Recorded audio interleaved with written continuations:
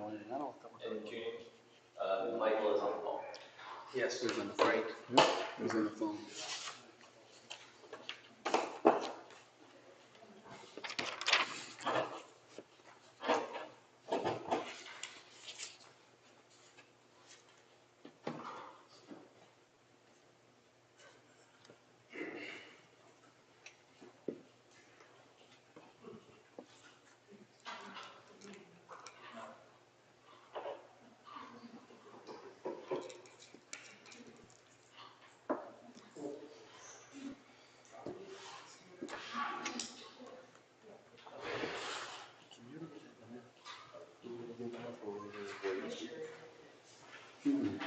I'm definitely gonna call him tomorrow. It's supposed to be today. Yeah, we actually went down there to check him down on Friday. Well, it was a Thursday actually. Yeah, Thursday.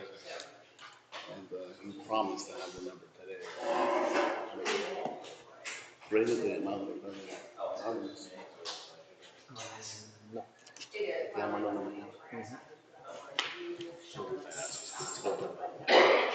No, I totally agree. I mean, I told him that he's holding us back from finishing our presentation. No. It doesn't seem like he was too thrilled that it would be as juicy as I thought it would be. So, let's see. Oops, I was close. It's all right. It's all right. Yeah, that's a good thing. We're almost there. All right, it is 5 p.m. Mr. Chairman, if you want to call this meeting to order. Good afternoon, everyone. Welcome to the first CDD meeting from 2023. Today is January 10th, 5 p.m. We have present the board, Supervisor Cordova, Supervisor Gannon, Supervisor Edgecombe, Supervisor Perez, and myself, Supervisor Comas. In attendance also we have from Inframark Management Team, Regional Manager Angel Montana, Gabriel Mina, Freddie Blanco, District Attorney Scott Clark, Engineer Peter Armans, and Deputy Christopher Burns. Thank you. And I just want to jump in here. As you stated, we do have some new supervisors for the residents. These are your 3 new supervisors to the board. For the record, I did administer the oath prior to this meeting, and welcome to your first meeting. Thank you. Thank you. Now, as we talked beforehand, and some of you have filled out paperwork, I do need on record if you guys elect payment or not. So that is a budgeted line item as we discussed. So the money exists for this purpose. Per statute, you guys are entitled to $200 per meeting, up to an annual maximum of $4,800 per year. So the 3 new ones, I do need that on record. So we'll start with Perez. Yes. Cordova? Yes. And Gagnon? No. No? All right. Correct. Corey, not elected payment. So thank you guys. Now we can continue. All right. So the next item on the agenda will be the Pledge of Allegiance. Please everybody stand. I pledge allegiance to the flag of the United States of America and to the republic for which it stands, one nation, under God, indivisible, for liberty and justice for all.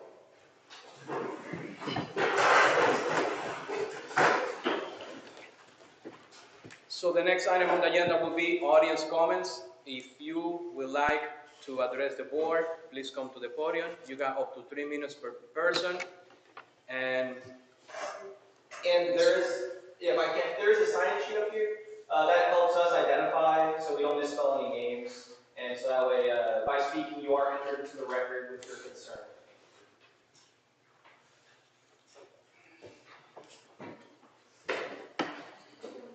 Jack Worksman, 3152 Via Palma Lane. Corey, thank you very much for not taking the pay.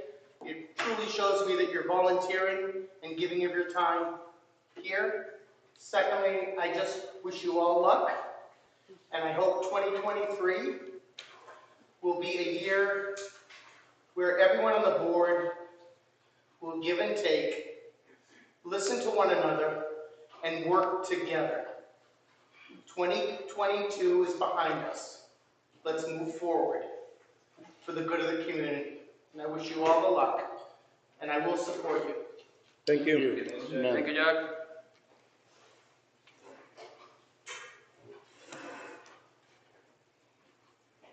Mark Holliston, 3131 Riachuelo Lane.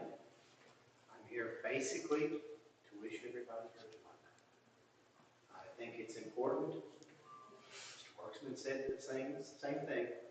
This board is essential to the success of this community. It is not going to happen if one fails.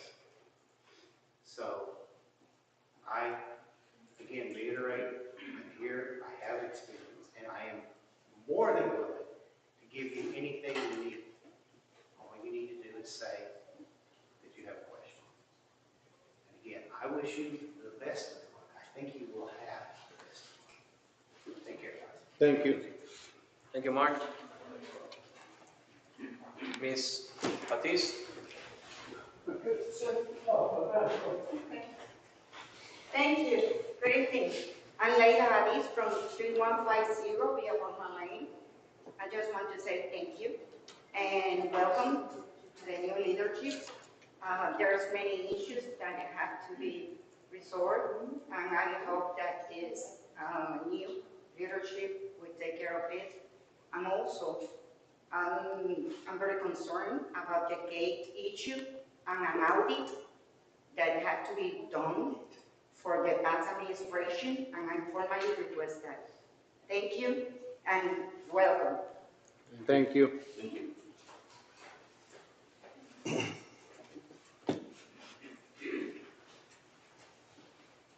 evening, everyone. Good evening. Welcome to the club. My name is Richard Welfare, 3106 Communal Drive North. There are just a couple little issues that I thought I'd bring out, if you haven't seen my email already. The first one is people are deliberately walking their dogs, larger dogs without any leashes. And the answer to what people are doing is they're bringing large sticks because they're afraid that the dogs might attack them. And this is being done deliberately. I see it all over the place. And then, of course, whatever they leave behind, they're not picking it up. So you'll go, my house faces the big lawn, and when people play in there and do whatever they do, they're going to find out there might be something underneath their shoes. So, and then again, the woman raised the issue with the gate. It's been a while. I understand you guys have cameras. You actually record the person who damaged the gate, because that would be nice to know. That I'm not sure. Mr. Chairman could probably enlighten us on that. We're not aware of that. We have cameras. It's Judy, right? Yes, sir. Okay. Yeah, you have cameras that? Yes, sir. Okay, so, but the other two pieces were also broken, so you got three of them sitting there on the ground. I'm just curious when the plan is to get them repaired. We're going to be addressing that in today's meeting. Okay, all right. And my third issue is the sprinklers. Where we live, we don't notice any sprinklers, and we never see them running on the townhomes. I've seen your sprinklers near the lawn work, and even in the rain it turns on sometimes. And I did send an email once, because one of them was broken, they're shooting water up right into the air, wasting water. And I'm just wondering, the increase in the bill now, starting in April, That's is that HOA. right because of the water? That's HOA. Oh, that's HOA. That meeting will be on the end of the month, The end of the month for that meeting? the 26th. All right, well, again, I wish you the best of luck, and please, we do have concern, because we had in Florida already people murdered because they got through a secure system, and we are concerned about that. Also, none of the townhome doors have people, not a one.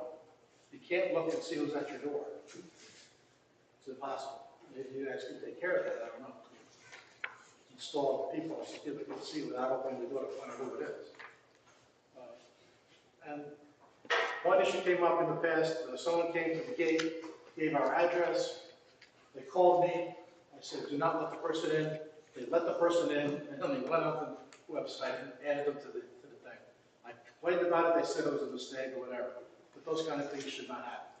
Thank you. Okay, thank you. Thank you. Thank you, Mr. Burke. Does anybody else would like to address the board? No? Yes, no. So we just close out the audience comments section. So we're moving on to the next item on the agenda. Please. Excuse me, Mr. Chairman.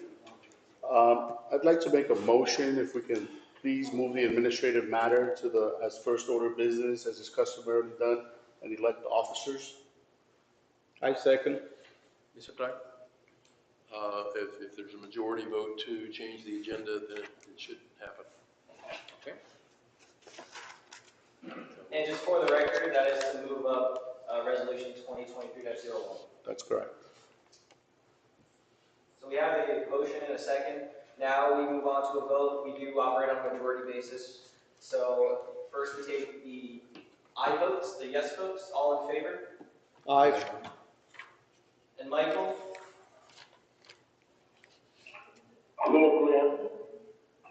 Sorry, did you hear that? Michael, can you repeat that? Yeah. Okay. All right, so I'm going to agree, please. and for those in the audience, if you guys can keep the cross chatter quiet just because the sound echoes. So, and those opposed? Do we have any? I oppose. It doesn't make any difference. Just got to get it on the record. Okay. So that motion passes. So we will move resolution 2023-01, the assigning officers of the district, to the top of the business matters section, which I suppose would take us to that. I'm going to get you guys the page number if you want to follow along. Essentially, the way that this works is anyone can put forward a motion. Now the motion, the resolution, because it covers the chair, the vice chair, and the assistant secretaries, the motion is to nominate a vice or a chair and a vice chair, and then the three not named would default into the assistant secretary position. Now we'll operate the same way with a motion, a second, and a vote. If one of these motions someone puts forward does not get a second, then it'll fail by default. And then if it fails the vote, we will have to keep motioning until we settle on one.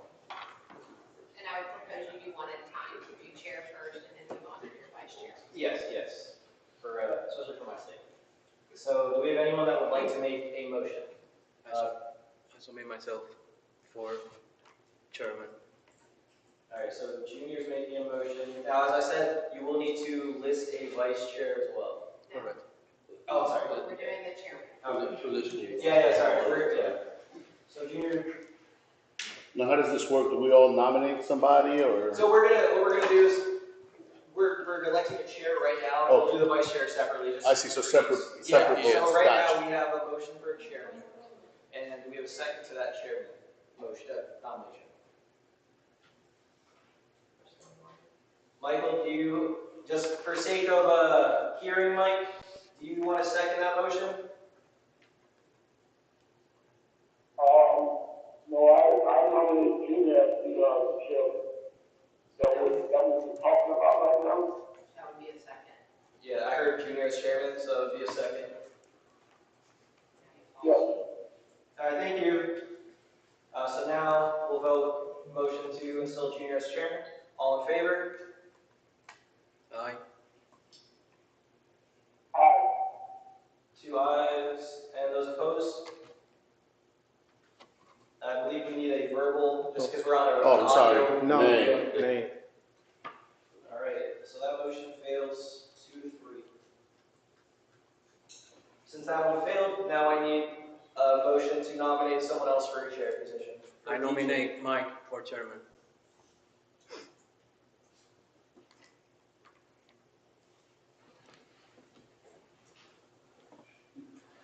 All right, so we have a motion for Michael Edgecombe to be the chairman. All in favor? Second. Oh, sorry, second, sorry. Anyone want to second that one? I second. Can't do both. You can do it. You know. Well, it has to be. If he's interested. Michael? Michael, did you hear that? Could you repeat that again? You have been nominated for the chairman position. Do you want to second that motion? Yes, I'll second that motion. All right, so now we have a first and a second. All in favor? Aye. Aye. And those opposed? Nay. Nay. That one also fails 2-3. So now we need another motion for a chairman from someone on the board. I'd like to nominate Herman Perez for chair. I second that motion. So Mario made a motion to nominate Herman for chairman position, seconded by Corey. All in favor of Herman Perez being chairman? Aye. And those opposed? I oppose. I'll vote. Thank you. That motion carries. So we have Herman as the chairman. Next, Do you want to hear the opinion why we're opposed to the motion? it's not necessary, but you're welcome to speak. Okay, so he never stayed all the way to the end of the meeting. So why we're going to have a chairman that doesn't only stay for 45 minutes on the meeting and then he leaves? So that's on the record. Thank you. So now we have the chairman sorted, and we need a vice chairman nomination. I nominate Mario Cordova. I do a motion to nominate Mario Cordova as a vice chairman. I'm sorry? I do a motion to Yeah. nominate Mario Cordova as a vice chairman. All right, so we have a motion from Herman for Margaret to be the vice chairman. Do we have a second? I'll second that. Seconded by Corey. All those in favor? Aye. Aye. Is that Michael? And all those opposed? I oppose. I'll vote. Thank you. That motion carries. So, You want to hear why I oppose to? if you like, He only been in 2 meetings in the last 2 years.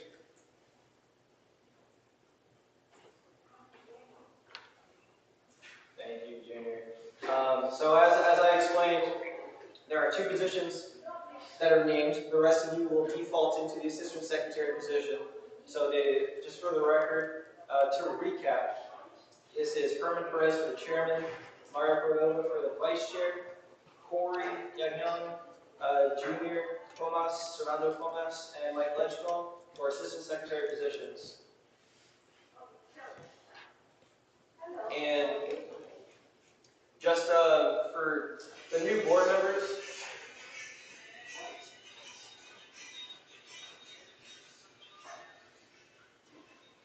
sorry about that, everyone. There are a couple other positions in this.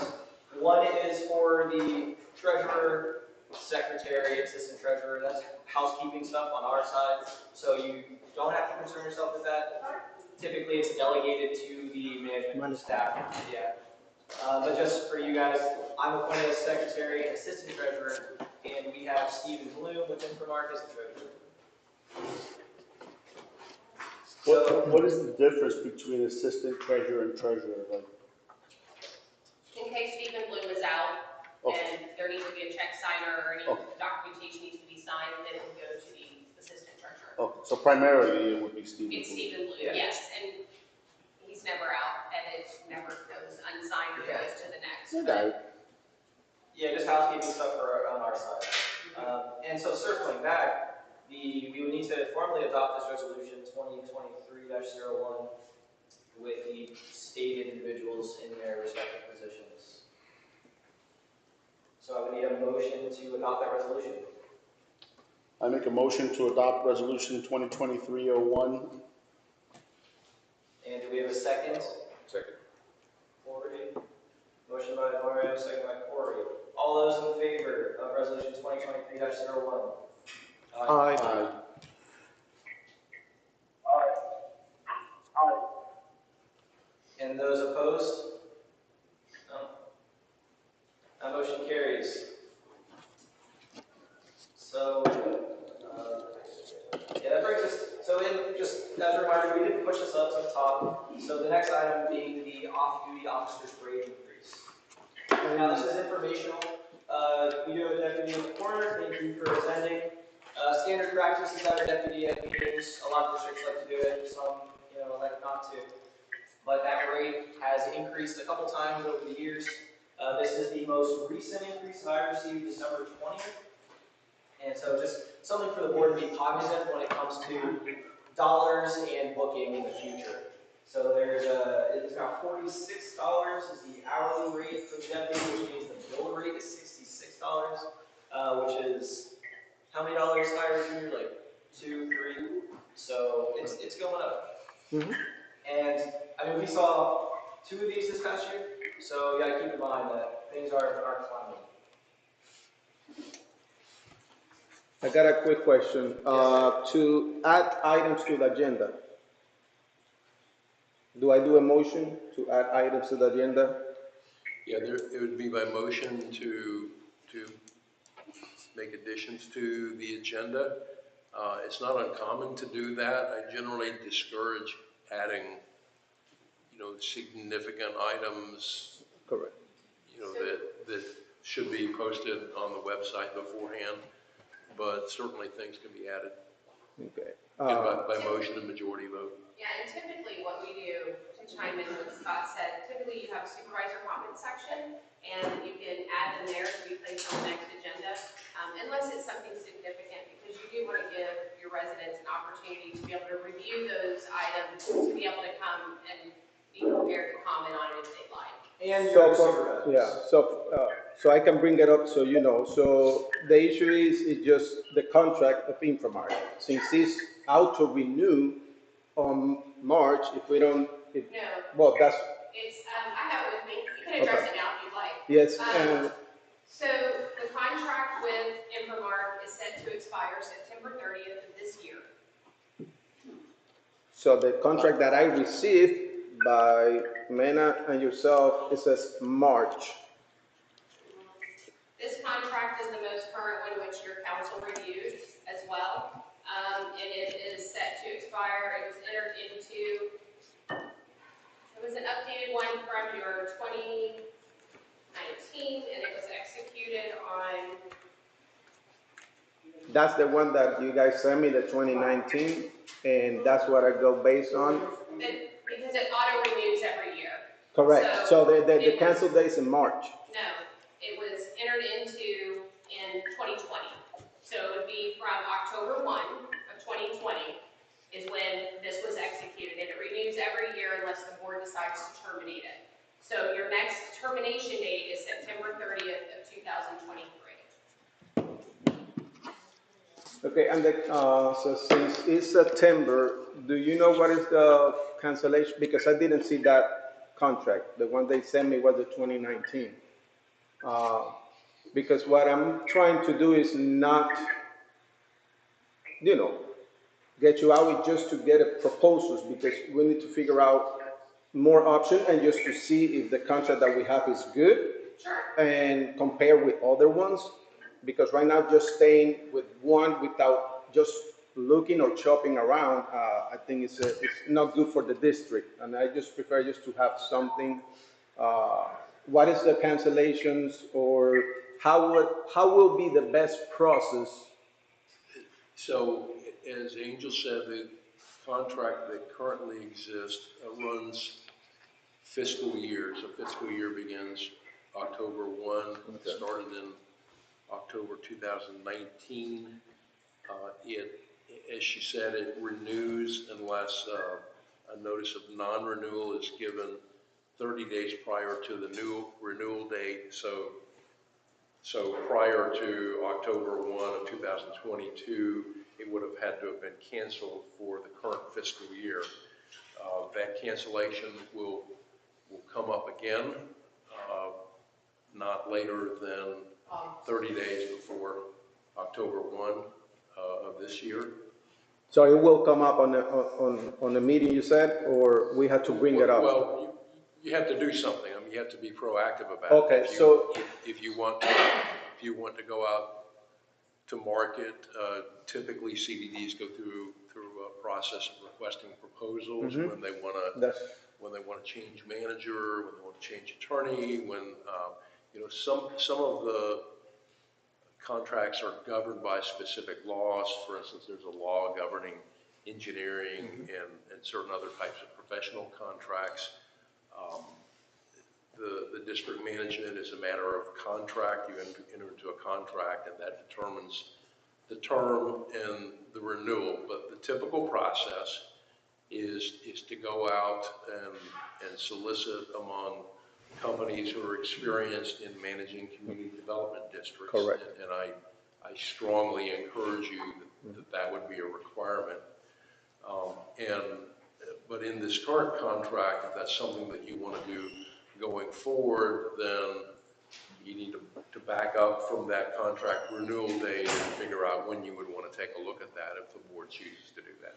So we can do it two ways. Number one, we could earmark it now to make sure that Gabe has it on your agenda in August.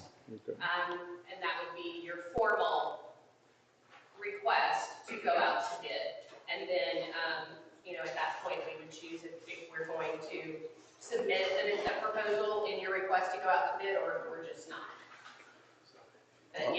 Or you can wait and don't put it on the agenda and request it in August to be put on the agenda. Either way, we can flag it now to automatically be put on the agenda in August for you all to determine and give staff direction to go out to bid, or you can do it yourself, bring it up. And just currently what we have scheduled, we have a July meeting scheduled, a September meeting scheduled, so we would need to either move one of those or bring it up in July. September is even good because you only have to do 30 days. And our contract is up technically October 1, which is September 30th. So your meeting in September would be sufficient. Yeah, that would have to be before. Yeah, before, Yeah. because it's 30, yeah, So, Would have to be by the end By- of August. yeah. so my question is, with your experiences, what is the normal time frame from when you make first contact with a potential client to actually being able to go and start working? I know with the HOA CD things work differently, and we just went through a transition with the HOA, and I just want to get clarity because, we did it in 2 months, but I'll be honest with you, retrospectively, I would have wanted to start 6 months sooner because it was a disaster. So typically what will happen is, let's say you come to an August meeting or July, whichever, and you direct staff to go out to solicit an RFP, put out an RFP. Obviously, your management company is not going to do that. It will be your council to send out qualifications and get those back. And then typically you can turn those around pretty quickly. Scott can get them, fairly quickly to where they would be on your next agenda to decide. You would award the contract at that meeting. And then usually there's about a 30-day transition time. Depending on the board, sometimes it's 60 days, how intense it is, or if there's a lot to transition. But typically, I would say 30 days. Is that about what you see? Yeah, I strongly recommend if that's where you want to go, that you would allow yourself time to personally invite the companies to come and make a presentation, that you would require the person who's actually going to sit in your meetings and manage them, Meet them. to come and meet, because it's an important relationship. You need to know that it's something that's going to work, and that would be true if you were looking for counsel and some of the other positions. The other thing I would say about that is you need to be careful not to do that in the midst of your budget cycle. Correct. Because that's just a disaster if you do that. So the budget cycle, the first meeting here is going to be when? July, right in the summer, right? Well, that's your deadline. Your deadline for your proposed is June 15th. Yeah. So you typically have to have your proposed and then your final is in September, but you should start technically talking about your budget March, April. Yeah. So we need to have some proposal before the budget, just to know the expenses that is gonna incur. So for that reason, that was one of the items that I'm a little concerned because, the management, it's not that you are guy doing nothing wrong. It's, don't take me that. It's just on prices, we need to figure out how the market is. I don't know. You guys been here long, and I just want to know, just test the water because maybe your company's the best and the best price as well and the services, so we don't need to change. Or maybe another company can offer something, that, and for that reason, I just brought that up. It's nothing against, the company, So I just want to bring that up. And so do you recommend, can I then see the motion carry just to do the non-renewal and then start looking for bids, just in case we go down the months and we forget? Do it, and I don't want to have that happening. If you go down the path of non-renewal now, and you want to terminate Infomark, then we'll have to negotiate how you can get out of your contract. Because your contract technically is not up until September 30th. Yeah, I think what Herman is implying is if we can just give notice that we won't renew and write out the rest of the contract. I already have, we're not renewing you in, okay. as of September 30th. And I was going to enter this in if you guys brought it up, but as of September 30th, we're not renewing our contract with Villasol. So this will be submitted today as part of the record that we're not going to renew our contract as of September 30th of 2023. Council has that already? No, I brought it today because I didn't know exactly how it was going to go. Okay. All right, then I would recommend on the record, if you want to, that you accept that. Are you ready to submit that? Oh, yes, we're ready to submit it, and then again, we've had a long-standing relationship with Villasol. We're happy to stay through our contract. Not gonna, break that or anything. However, if the board decides that you want to get out of this contract before September of 23, then we're open to negotiating that.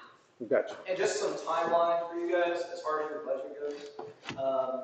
Being that the budget needs to be in June, you have a meeting in May 9th, and then, so that's kind of the midst of it, which is why we started that talk in March. Okay. And then you have the meeting in July, which we could do the official budget for.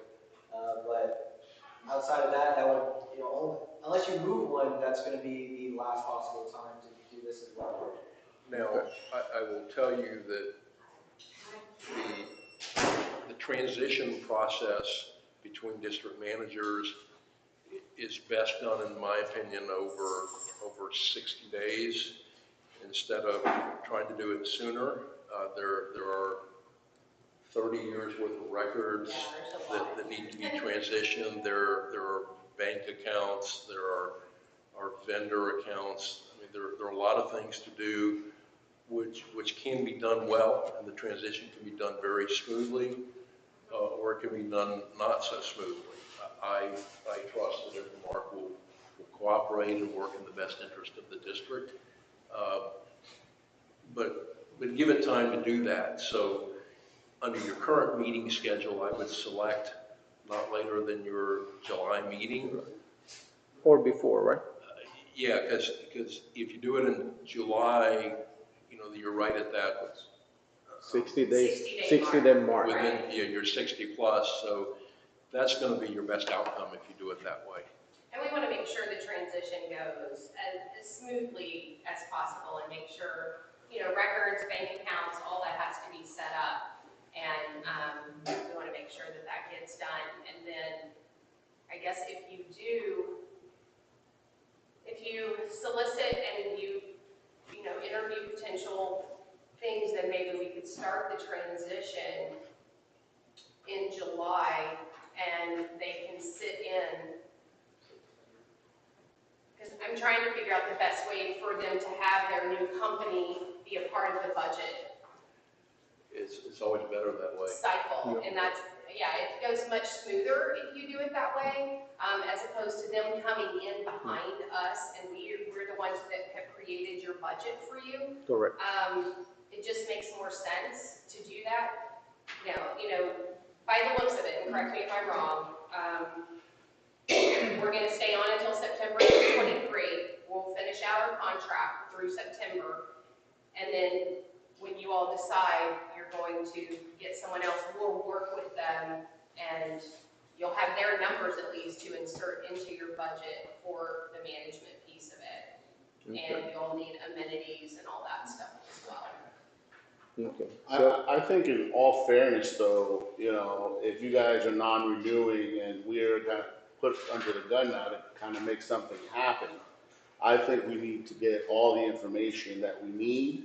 And I think we should start vetting companies sooner rather than later. And I would like to also know what Infomark's penalty would be for early termination. So we can see all the cards on the table. So And- your penalty for, you mean for the district to get out of our contract and for us to leave prior to? Correct. You'd have to buy out the remainder of your contract. Okay. And what is that? 'Cause Your contract you would started- just get all the money up front, is that what you're saying, or? Yeah, and we would be done, we would be done.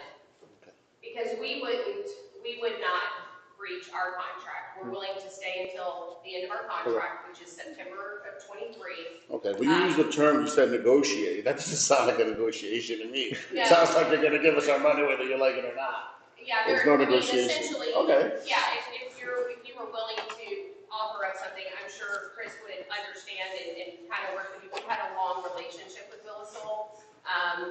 But the way it stands now, yes.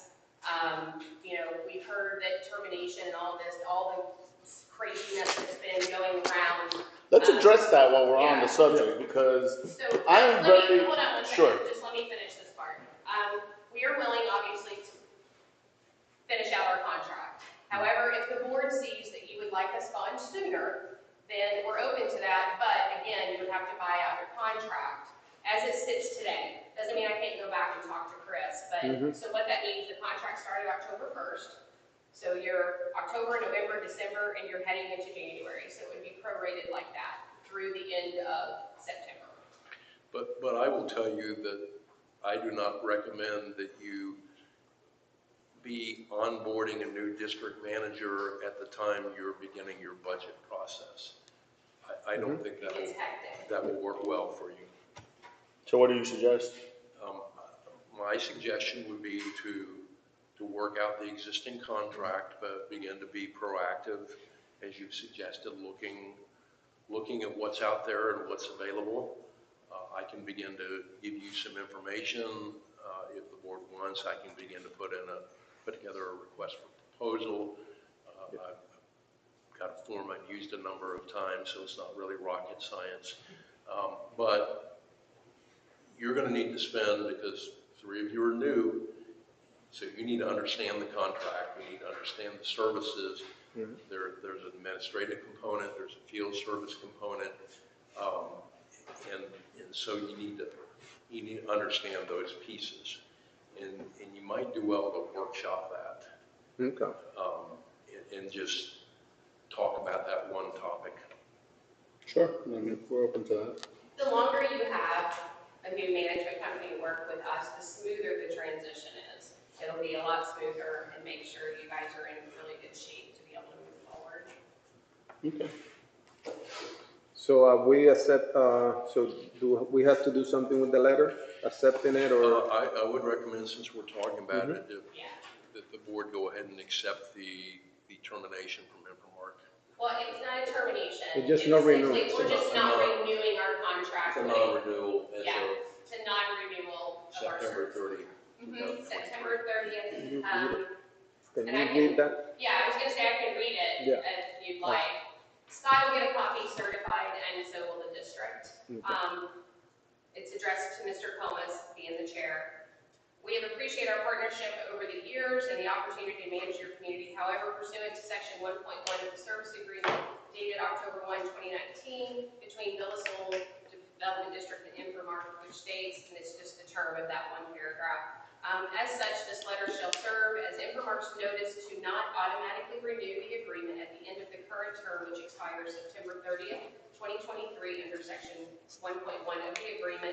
And this agreement will terminate on September 30th, 2023, unless both parties agree in writing to a new agreement.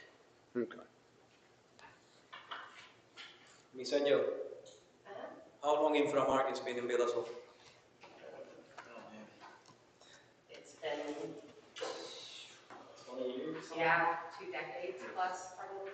When it was the other company, Service Trend, right? It started with Severn Trent, yes. But Inframark is Same new, company. yeah. But It's the you know, same company, or it's a company that bought out Southern Yeah. Trent?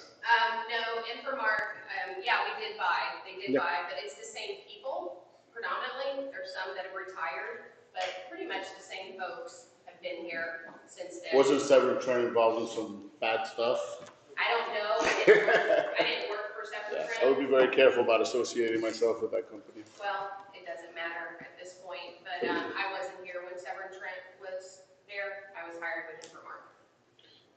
okay, so do we have to just accept it, do a motion on Motion the to letter? accept non-renewal letter. I would suggest a motion to accept the letter of non-renewal. Was that a motion from you, Mario? Oh, sure. Well, I know you were just saying. I was just reiterating what we need to do, but yeah, I'll make the motion to accept Infomark's non-renewal letter. And a second. I second. And Mike, I muted you because there was a little bit of noise. You have to unmute yourself for this vote. All in favor? Aye. 3. Aye. And those opposed? I oppose. Mike, you're still muted.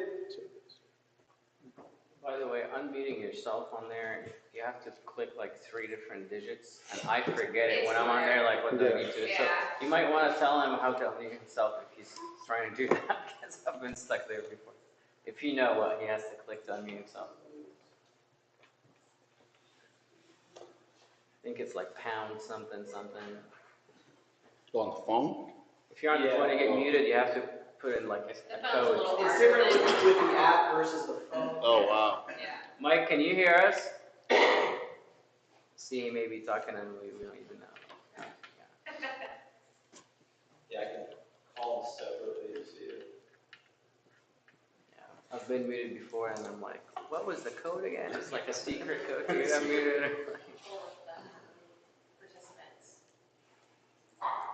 Here's the list. Sorry, everyone. And now see if you can After unmute it. this, we're going to you know.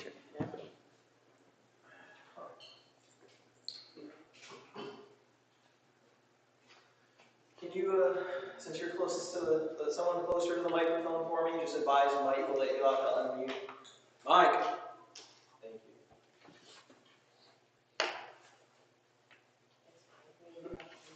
All right. Well, yeah, we can move forward with that. I just wanted to get on the record. If you can hear it, just call again, please. We cannot hear here. Thank you. All right. So being that we do have a majority, Recorded as a 3-to-1 vote. yeah, recorded as 3-1. You want to hear my opposition why? You'd like to? You just mentioned you've been here 20 years. How long is the community standing? 20 years. Barely. So that's the first item on the agenda, cancellation of the Infomark. That was not our item. She brought it She up. brought it up. I said that we want to find better bids. Mr. Chairman, you brought it up. We're asking Yeah, I for brought it that. up for no renewal. So- Hey guys, just we Okay. have an audio recording. Just be mindful Gotcha. when you talk. Understand, and that's your winning team. Welcome, Minnesota. Wow. I know. So anyway, so let's keep going. Homeless Who's from the that? CDD. Can someone take my vote? No, ma'am, I muted you. Please do not unmute. Residents do not get to make motions. But thank you for your participation. All right, Okay, so that's a 3-1, accepting the non-renewal letter. Okay. So let's keep going on the agenda to Sure. the district engineering. So for everyone not aware, this is your engineer, Peter Armins. Hi, this is Peter Harmon. How are you? So in front of you, there's an engineering report. So first of all, my name is Peter Armins. I'm an engineer, a professional engineer in the state of Florida. We are part of your staff. We only basically do work that you request that we do through the management company. We do have an ongoing contract. I think we've also been with Del Sol for a very, very long time. So we have an ongoing contract with the district, and then every once in a while, I think it's only happened very few times as our billing rates change with the cost of living, we would make a request to change those billing rates, and we charge on an hourly basis. Sometimes there's special projects that require more than just like the typical workload of coming to the meeting, responding to requests. If those special projects require like a separate quote or bid or scope, we would submit that. And that would be like a work order under the continuing services contract that we have with the district. Yeah. What's the hourly rate, if you don't mind me asking? I honestly can't remember, but I do remember last time I came in to renew it, it was actually the same as the previous one, like we did it. It was just kind of an update, not an increase. I think it was the same. I would tell you though, I've actually worked on the public side in the past, and DuBarry used to be a client of mine, and their hourly rates are very, very competitive and very fair. But you can always. I was just curious. You'll see those on all of our invoices. You'll see the category, and right in front of it was the hourly rate for that category on every invoice. So actually, it might be in your agenda if there are any invoices. Yeah. So we provided two things in the agenda. There's a full report, which is the technical report that was done by a subcontractor called Terracon, and you probably have seen them. They've been all around. Yep. We'll get to that as part of the overall engineering report that was handed out to you. Yes, you have two different things. The Terracon is in the agenda on page 9, and then in front of you there's a small packet that says DuBarry on it. Yeah, those are the two that he's going to be referencing. And this is just kind of like a summary of what's going on right now and what was completed in 2022. If you like this format, we can continue that format. Just know that it takes time to prepare this report if you want us to prepare it every time. So on the first page, you have the table of content. It lists 4 projects that are either ongoing or substantially complete. And then the 5th item on the table of contents is projects completed in 2022. Mm-hmm. On the first page, you have project 1, so that's the CCTV inspections. A real quick summary or background to this. The district has experienced a lot of depressions in the road or around the storm catch basins, and we were reactive in the sense that after it starts to develop, we will go fix it. In 2019, we started a program to be more proactive, because most of the issues were caused by the stormwater pipes and the connection, the pipe to the structures. We started a program to actually send cameras, and we recommended to do the entire district over a number of years. And then we can categorize the defects based on severity and based on consequence of failure. So a defect, severe defect next to a pool is have a lot more consequence of failure than one that is in an open space. So the program was to do CCTV, which is a camera running through all the pipe, and you've seen crews all around doing that. And we broke the district into 5 zones. Zone 1 being the highest priority, Zone 5 being the lowest priority or the least consequence of failure. So we did Zone 1 through 5. And then we went out and got bids for doing CCTV, which is the first step of the program, is determining the condition of the pipe. We got bids for multiple zones. I think we got bids for all 5 zones. However, we only awarded Zone 1 and 2. Zone 1 and 2 were awarded to the same contract, to the same company. They're called Atlantic Pipe Services. Zone 1, right here, under project description, under agreement amounts, there were 2 agreements with them, one for $13,867.50. The other one was for $5,480. One was awarded in January of 2020. The other was awarded in July 2020 for a total of $19,347. 2020 or 2022? 2022, sorry. Okay. Sorry. As paid to date is $15,893.14. The project update is about 70% of Zone 1 has been inspected, and that little schematic shows the severity of the defects. This is per Atlantic Pipe Services. There is a condition ranking system that they use. We're very familiar with it, and it lists severity from light to severe. And so this is just kind of an overall of what they have inspected so far. The pipes in black, they have not been inspected yet. However, the pipes in black includes a section in the middle. So if you look at that photo, there's a section that's like sideways and it has like two arms coming out of it. That section is the one that we have just completed a bunch of repairs on. They're called Schedule A. We call Schedule A repairs. It's on the last page of this report, but we'll get to that later. And this one, where is it? Because it's hard to Yes. read the name. Yes, What is the so, location of this? so if you're looking right there, It's not the clubhouse at the bottom the corner? clubhouse is right Yeah. here. Oh, so This that's is the main road So this coming is in. like Puerta del Yeah. Sol here. Yeah. And So the it's here. clubhouse is on the left. That left bottom. Clubhouse Right here. would be, right here. Okay. So This is the main road Puerta coming del in. Sol. Yeah. Okay. Got it. Yeah. Okay. This is Florencia Drive, I believe. Mhm. Yeah. So I'm sorry, I ask you that because I know Puerta del Sol, you guys repaired that one, Correct. and now it's over here, and on this one at the entrance, and it's already dipping again. So the one by the gate. Yeah. So the one by the gate is actually outside of here, and we can talk about that. Okay.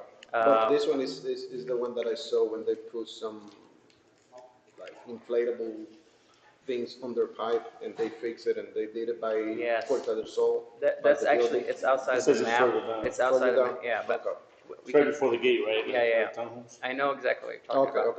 okay. The section that we just repaired is right here. There's two And catch the middle, basins. in the Yep. middle. And this Yeah. whole stretch is what we call Schedule A, Gotcha, and this is the one that we just completed all the repairs on. gotcha, okay, so it's more than. So we have some pipes to still be inspected. I talked to the company, they had some breakdown of equipment, but they're trying to put it back on the schedule to get the rest of it inspected as soon as they can. Do they have a time frame for that? Do you give any kind of idea? Honestly, we started coordinating that with them prior to the holidays. I know there was, they had equipment failure. When I talked to them last, they said the equipment is fixed, they just need to get it on the schedule. I mean, I want to push them to be done because, we want to be proactive and not wait Correct. until something else goes Yes. wrong. So that's what I have for next steps, is to continue to follow up with them and schedule the remaining pipe. That's zone 1. Okay. The next page is basically the same background. This is zone 2. Zone 2 has already been completed 100%. And to orient yourself, zone 2 is basically as you come in, if you're coming in, the entrance right here, you turn right. And Camino Real. Exactly. So that's that whole area. That's Siesta View, yeah, Villa Largo. Exactly. Mhm. So that has all been completed. CCTV has already been completed. This came back under budget. It was contracted at $25,160.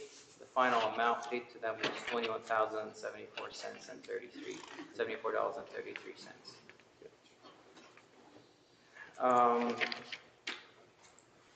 We are I call this substantially complete because we have the data, but we're going to take that to the next level. Once zone 1 is done, we're going to review all that together. And the idea is, once we determine what the severity is and determine where all the big problem areas are, we identify a technology to match the defect. And if we can find a lot of items that can be fixed by the same technology, then we get a better price. So we put out a contract to fix this method, all these areas, and that method, all these areas. So, and then the way the program was set up is in this year we will do more CCTV for next year repairs. So these projects, once the CCTV is complete, it should be in the budget that we will be able to quickly review and get the repairs done this year as much as we can with whatever money is in the budget. And there's already a budgeted amount for CCTV for the following year, and so on. So CCTV followed by repairs, and so on until the whole program is complete. So, any questions? On the severity level, Yeah. how do we interpret that? You have multiple colors, so if we're looking at light, is that light debris, is that light damage, what are we grading? Yeah, so typically from an engineering perspective, anything that is heavy or severe is something that you need to address. So this is looking at damage and not like debris or? It could be. So some items could be, if you have gushing water into a storm pipe at a joint, that is a high severity because it's not just water coming in, it's bringing in soil with it. And if you have like a big pile of dirt in there, that means a lot of soil has already come in, it's causing an issue there. So it's not just that it's structurally collapsed, sometimes it's an operational or like a capacity issue that can cause maybe backups upstream. So we look at both. But anything that is heavy or severe should be addressed. Anything that is orange could be put on a reinspection cycle. We say let's reinspect in 5 years or in 10 years and see how bad it gets and go from there. Now, if again, we look at it from an engineering perspective. Everything's red, though. What's that? Looks like everything's red. There's a lot of red. There's a lot of red, yeah. So also what we can do is instead of looking at fixing an entire run from manhole to manhole, we can look at localized repairs. So it depends on how it all looks overall, and how much money there is to contract out. We'll come up with the best we can. And then like you mentioned, so maybe these reds are with the same defect, so maybe you can utilize the same technique to fix it, so it's gonna, save, some money on the long run. Exactly. And if a project goes above a certain amount, it has to be publicly bid, it has to be advertised. If it's below a certain amount, it could be done through an informal bid, which is basically we reach out to multiple contractors and they submit multiple bids, and then we bring them to the board. If it goes up, I don't know what the exact amount is, above a certain amount, we actually have to advertise it, and then any contractor on the planet, not on the planet, any contractor can submit on it, and then there's like a formal process that. How much is the bid, like what he's talking about, 250,000? 195. 195, thank you. Yeah. The way this is budgeted, it doesn't go above that amount. Okay. Now, one question I have, because these reports are nice and colorful and everything, but the gist of what I want to know, I don't know how to extrapolate it from here. Sure. So basically, I understand it's heavy, I guess, malfunction of the stormwater system. But, you just mentioned a couple of things, that it could be leaking at the seams, it could be cracked, it could be this. So how do we know that? So each segment that's inspected, they produce a PDF report that actually has a schematic of the pipe, and it shows you where in the pipe they identify the defect, and it has a code next to it. That code. So you'll just have to learn the lingo. Is that what we're gonna get to see like on phase 2, or is that something? No, we have the report. So part of this update is that this is probably Mike just made it back. It is not. Oh, okay. So part of this report, we said that under the project update, the videos and the CCTV reports for each segment were delivered to Dewberry. So we do have PDFs of all the reports that were completed. We make sure we have those before we recommend payment on the account. And so we see those reports. If you want to see those reports, no, I'm just asking. I'll be honest with you, I don't have the time to read all the reports, and I would like, if possible, if you could give us kind of a summarized report of where the major stuff is, and just a quick explanation of a one-liner. This is cracked, this is broken, the joint is leaking, or, because.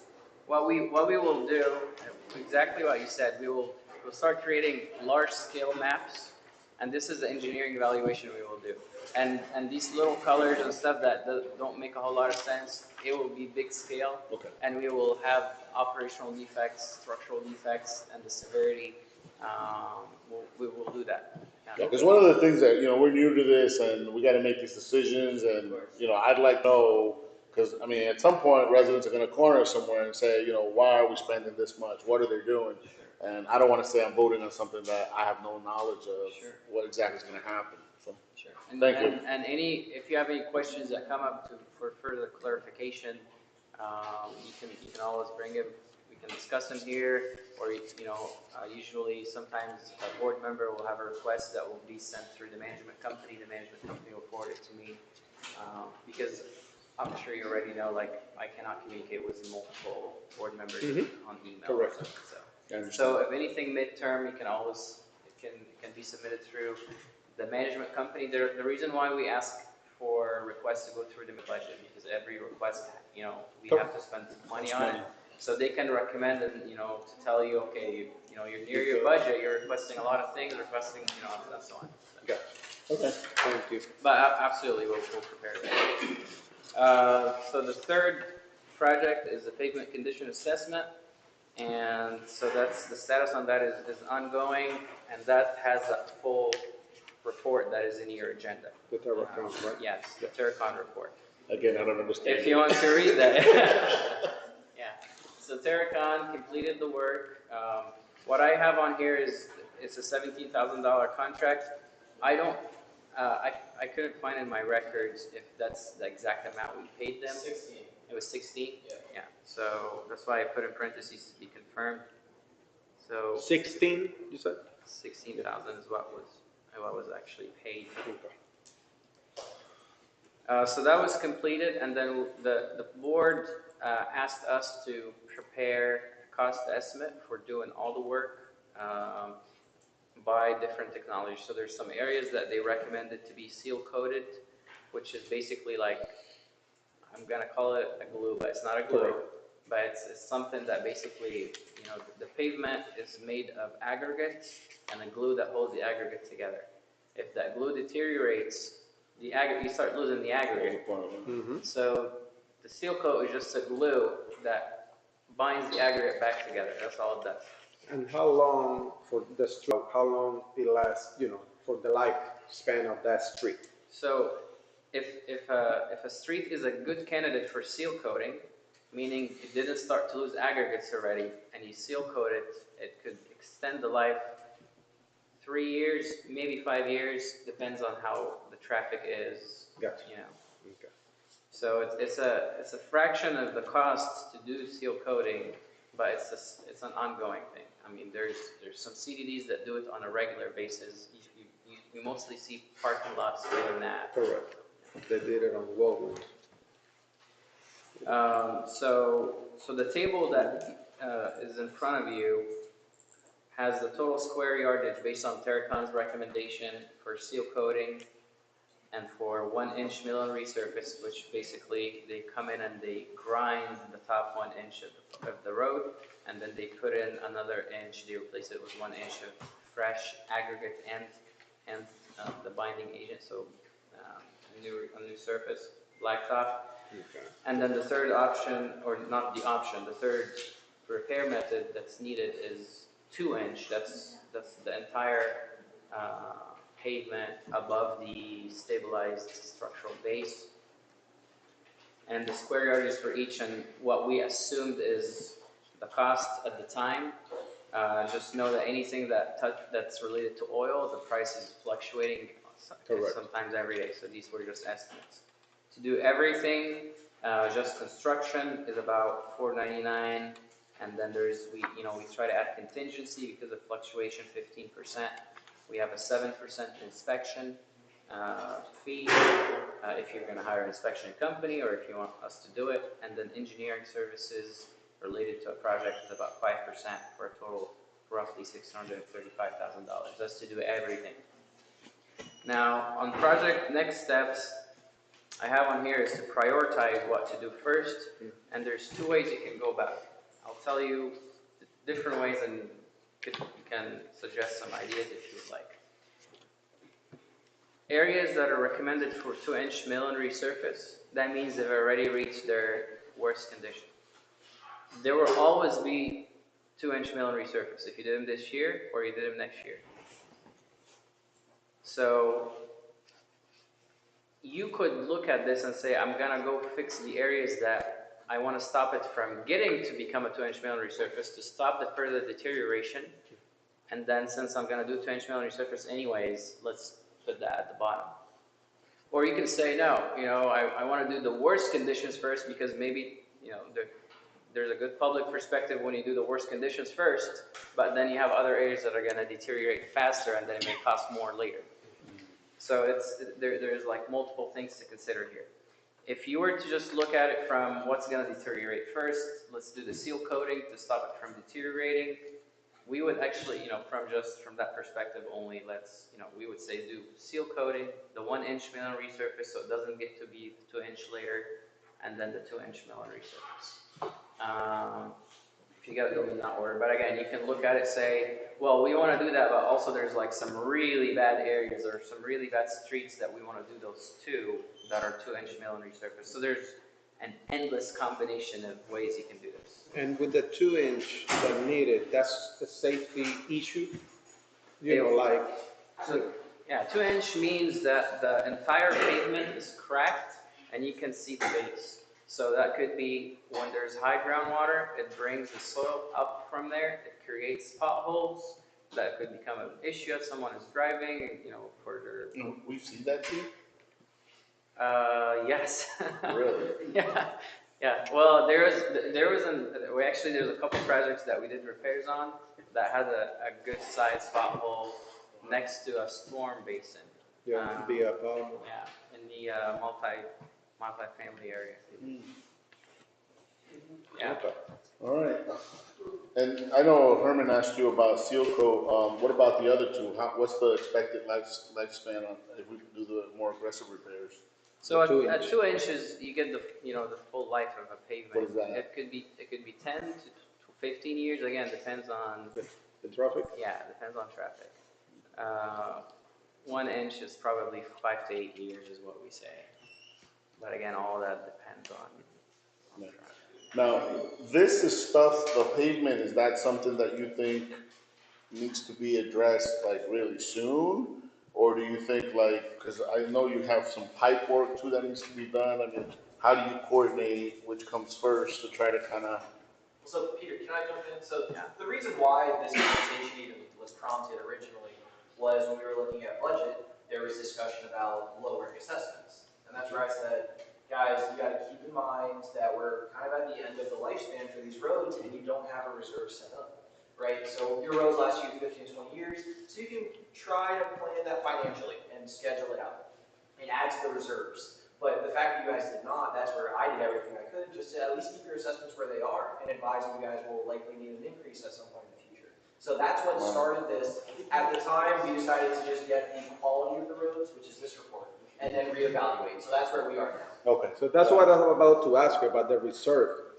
So the reserve, we never put anything aside, or? No, for whatever reason, the manager, the previous boards, this goes back to 20 years. Yeah. In order to have that covered, you would have had to start planning 20 years ago. And most do not at the inception. They don't look 20 years down the road as, hey, we're brand new, we're still getting involved. Gotcha. So, and we'll look at it when we get to the finances. Gotcha. You guys don't have a large reserve set aside, especially not one designated for roads or dedicated to roads. Okay. There's a second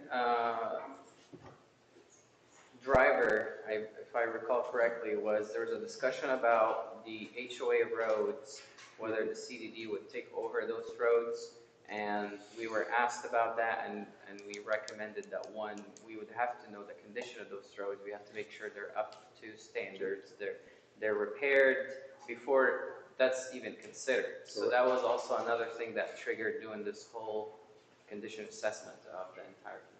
So now that you mentioned that, so that area need 2 inches? I can't remember off the top of my head, but yeah. Yes, Sangria Menorca, correct. I can, once I'm done with my report, I'll look through the geotech Gotcha. report. Okay, And gotcha, no problem. But it is an item that's it's ongoing. We need direction from the board as to what they want to do. You can tell us, okay, give us costs for those areas, or let's do seal coating, or let's table this to the next meeting. You can decide to have like a work session where you just discuss this one thing, or so this is up to you where to take it from here.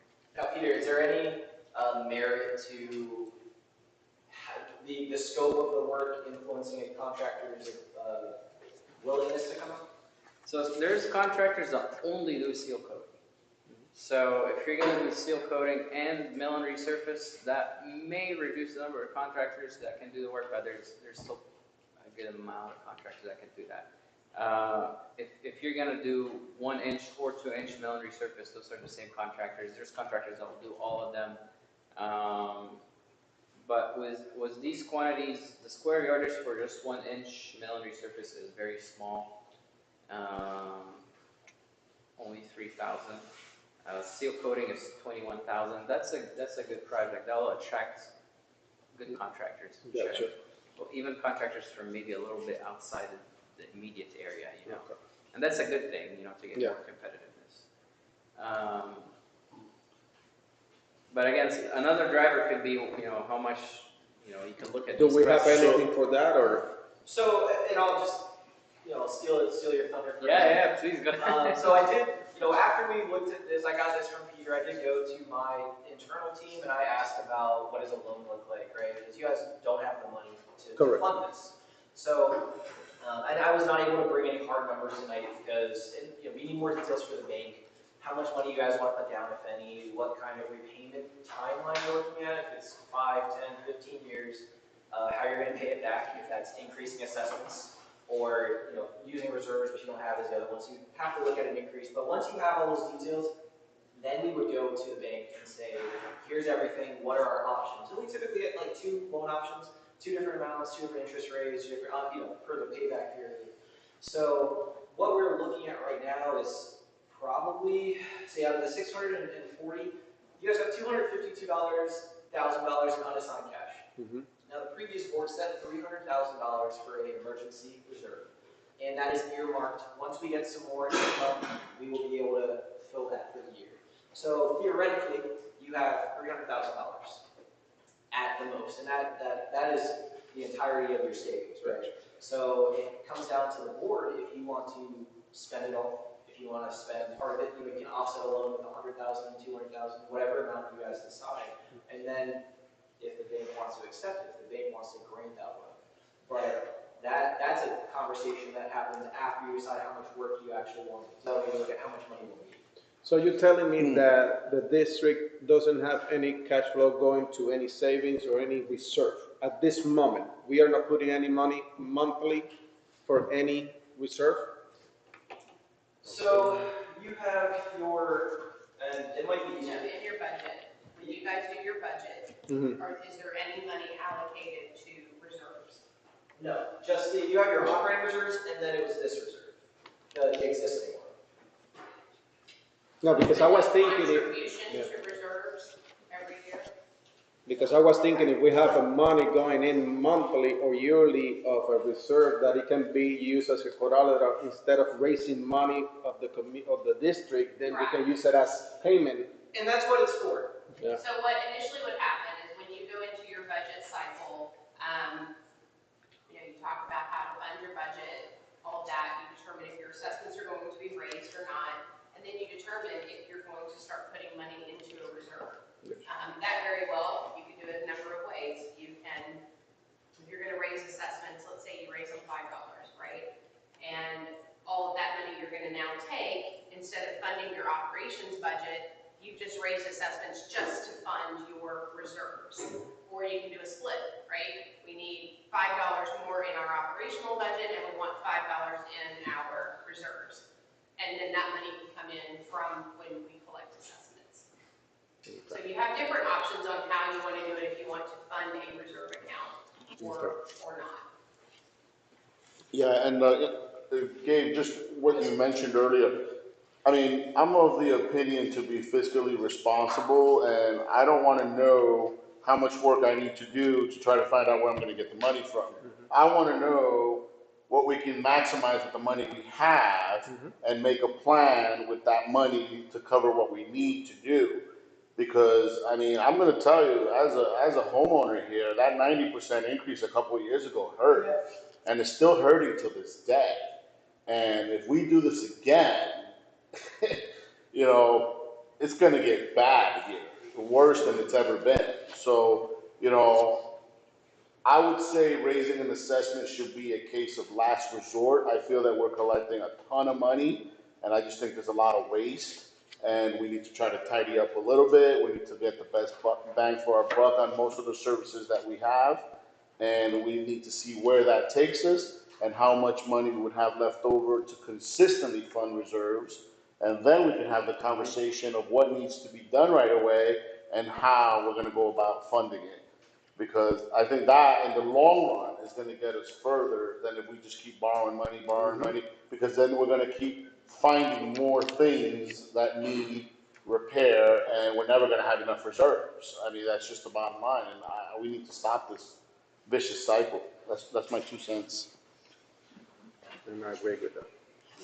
All right, let's keep going. I checked the report, and if it's Sangria Street, that's Yes. that's all of the CDD. On Menorca, that's all HOA, I think. So this Yeah, all of this, right? correct. Okay. Yeah.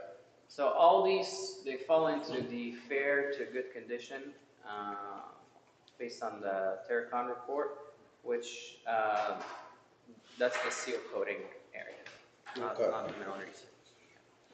So that's good.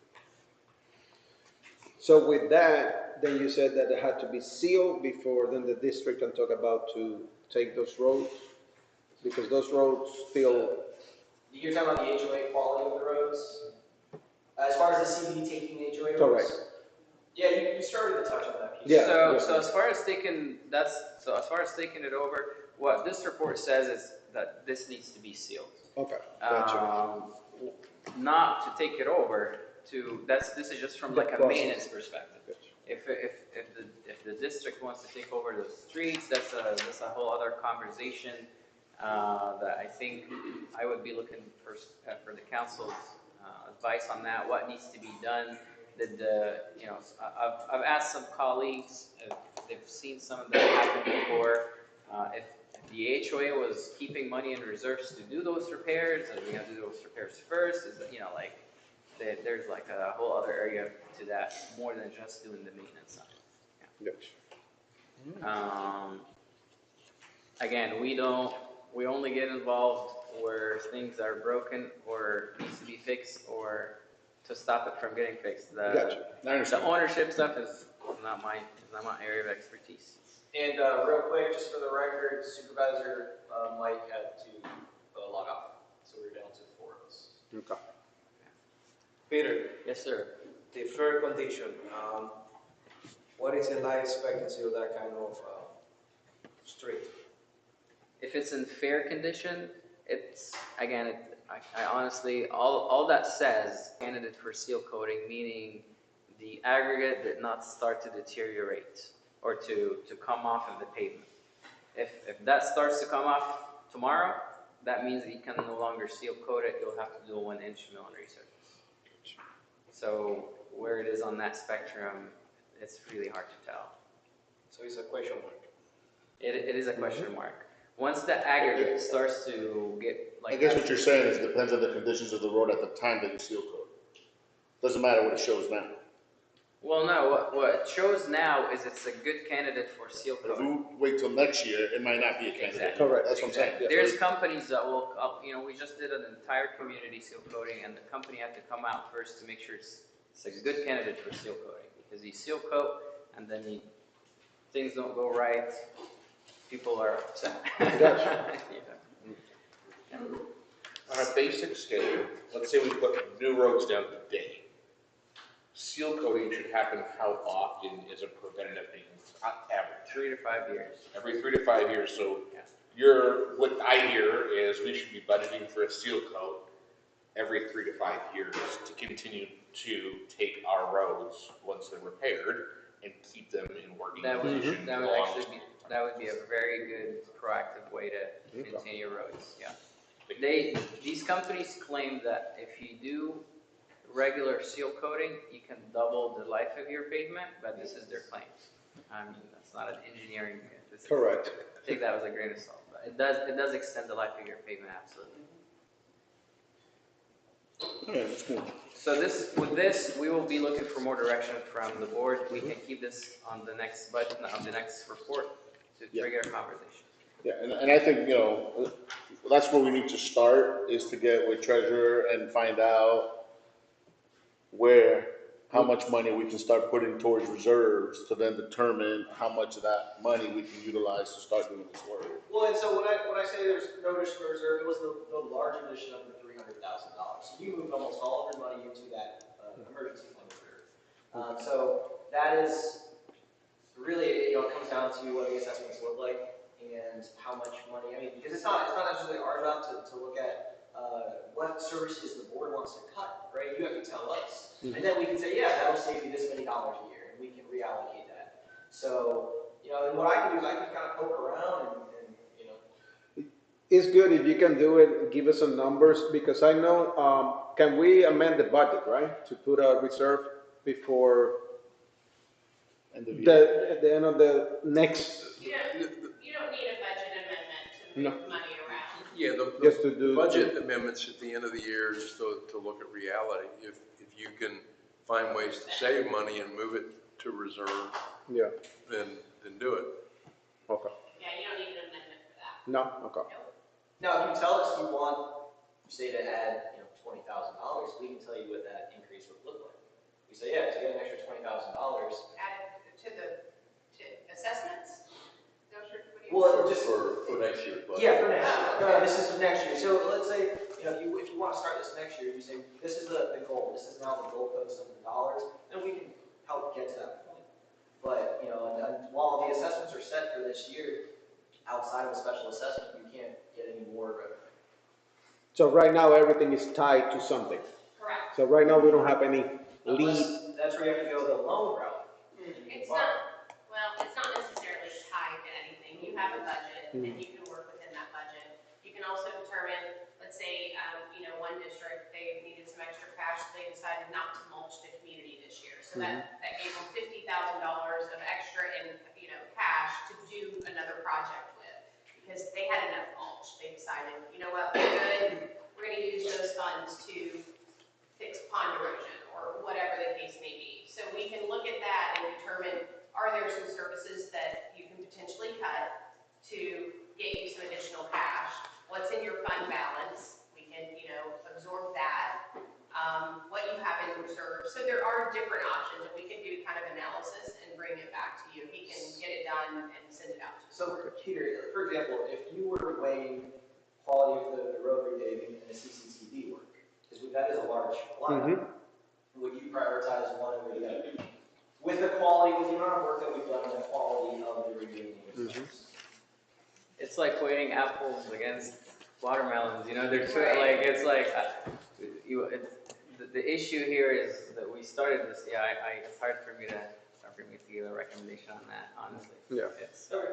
Is there any potential, talking about those two projects overlapping, that to fix the piping, they pull up the road, that we would want to coordinate and schedule these two, so we're not putting new asphalt down and then having to go dig that up. Absolutely. So I think we need to look at that kind of scheduling as well. Absolutely.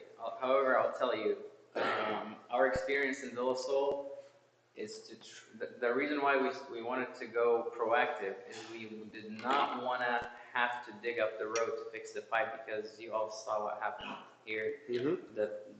Once you dig that road, you're fighting groundwater, the worst condition of groundwater you can have. So our primary goal is to do these, it's called a CIPP. It's a sock that goes in one manhole and without digging the road. So the fact, we may find localized areas where we have to dig the road if a pipe is collapsed, for an example. But if a pipe is even cracked, we can still do that CIPP, because once it cures, it's a standalone pipe inside of the existing. So, but we'll look at that, yeah. But now that you mentioned that material, so that what happened on Puerta del Sol. So what happened that now is sinking again, that area? Yeah, so that area is sinking at right where we ended the repair, right? Because so when they cut right there, they fix everything below it. But even if there's like a little void under there, I mean, it will, like that transition zone, you know, could have just like some settlement underneath because they didn't fix everything that's under the pavement that wasn't replaced. But the pipe itself, it's a jointless pipe between the manhole and the catch basin. So there's not even room for the water to come in because it takes all the joints out of it. It's one full plastic piece at the end. So now you're saying, so we have to cover the hole on our own or that? I would say monitor it, because if it's just settled and it's gonna stabilize, you know, because if there's a small void, things settle, things move, it's inevitable. But if it kept getting worse to where like we think there's a developing hole, there's water sitting there. It's like when you go with your vehicle, the vehicle goes like, you know, it's big. It's gotten bigger over time. Yeah. I think one thing we can do is we can send the camera down that pipe to see if the liner, that we call that a liner, if the liner failed for any reason. But if it hasn't failed, that means that would just have to be another project that we look at doing. Okay. I think it's out. Yeah, I think it's outside of the. It's been more than a year since it was repaired. Okay. So we'll move on to the ponds. Yes. To the which one? To the bank? I guess to the ponds, right? That's the pond. Yes. Pond bank. So this one is basically we're also asked to inspect the banks because there's some bank erosion. On a previous meeting, we submitted a report that showed this map was all these defects, was photographs of each defect. They're numbered here, I believe, like 1 through 14. And again, this is something that is ongoing. We need some more direction. We were asked last time to get some numbers as to how much it costs to replace or repair these banks. And I have here in the project next steps, based on some projects that I just recently completed. It's a district that did about 700 feet of bank replacement at different locations, and it cost them $45 a foot. And what that is, it's a geotube. It's like a big sock that they come and they install and they tuck at the, you know, right where the water is going up and down in the bank, and that promotes growth of vegetation that stops it from further eroding. Okay. Now, anything that is eroded already is eroded. It's not going to reinstate that. I know there was some discussion previously about whether the banks have eroded into people's properties. We haven't confirmed that, but if that was something that was to be confirmed and the district wants to reinstate those banks, that means it's a bigger project. You're bringing in dirt, you're doing construction, or you're digging, you know, like it's a whole other operation. This is basically saying this is where the areas that experiencing issues are. It costs $45 a foot to fix it. How many feet we need? Well, it depends on what you want to do. You know, just a rough estimate to cover like from 1 through 4, because those are all next to each other, and then or even from 8 to 4, that little stretch, which is about maybe at least half of the issues. That is about 700 feet. So that is roughly probably like $30,000. 32,500. 32,500. Yeah.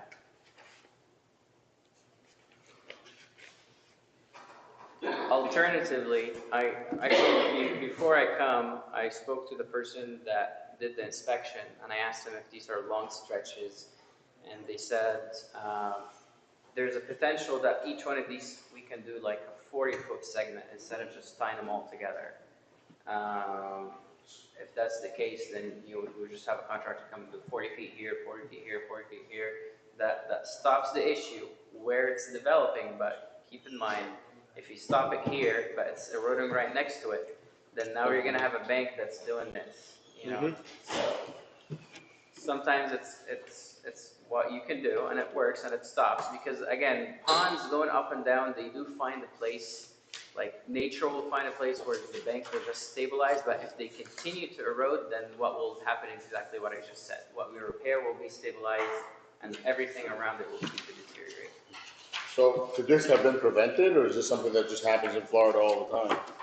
It happens all the time. A lot of, if ponds are man-made, I'm not sure if this is a man-made pond. I'm sure it is. Water going up and down, the direction of the water was the wind, it will start eroding some sections and it'll start depositing in some areas until like it finds like the nature will be happy, but nature doesn't look at property lines when it's doing that. So it does happen all the time.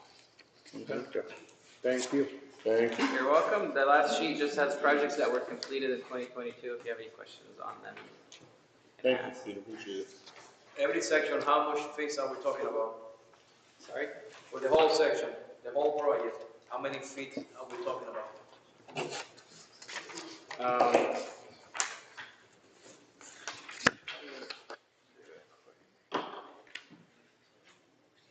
And you're talking about just fixing You say fixing the whole thing? the whole bank? 1 to 14. No, I mean, again, that's the whole thing you're talking about. Are you doing the entire bank on one side of the pond, or you're just the issues? Just the issues, I think is what he's talking about, right? Yes.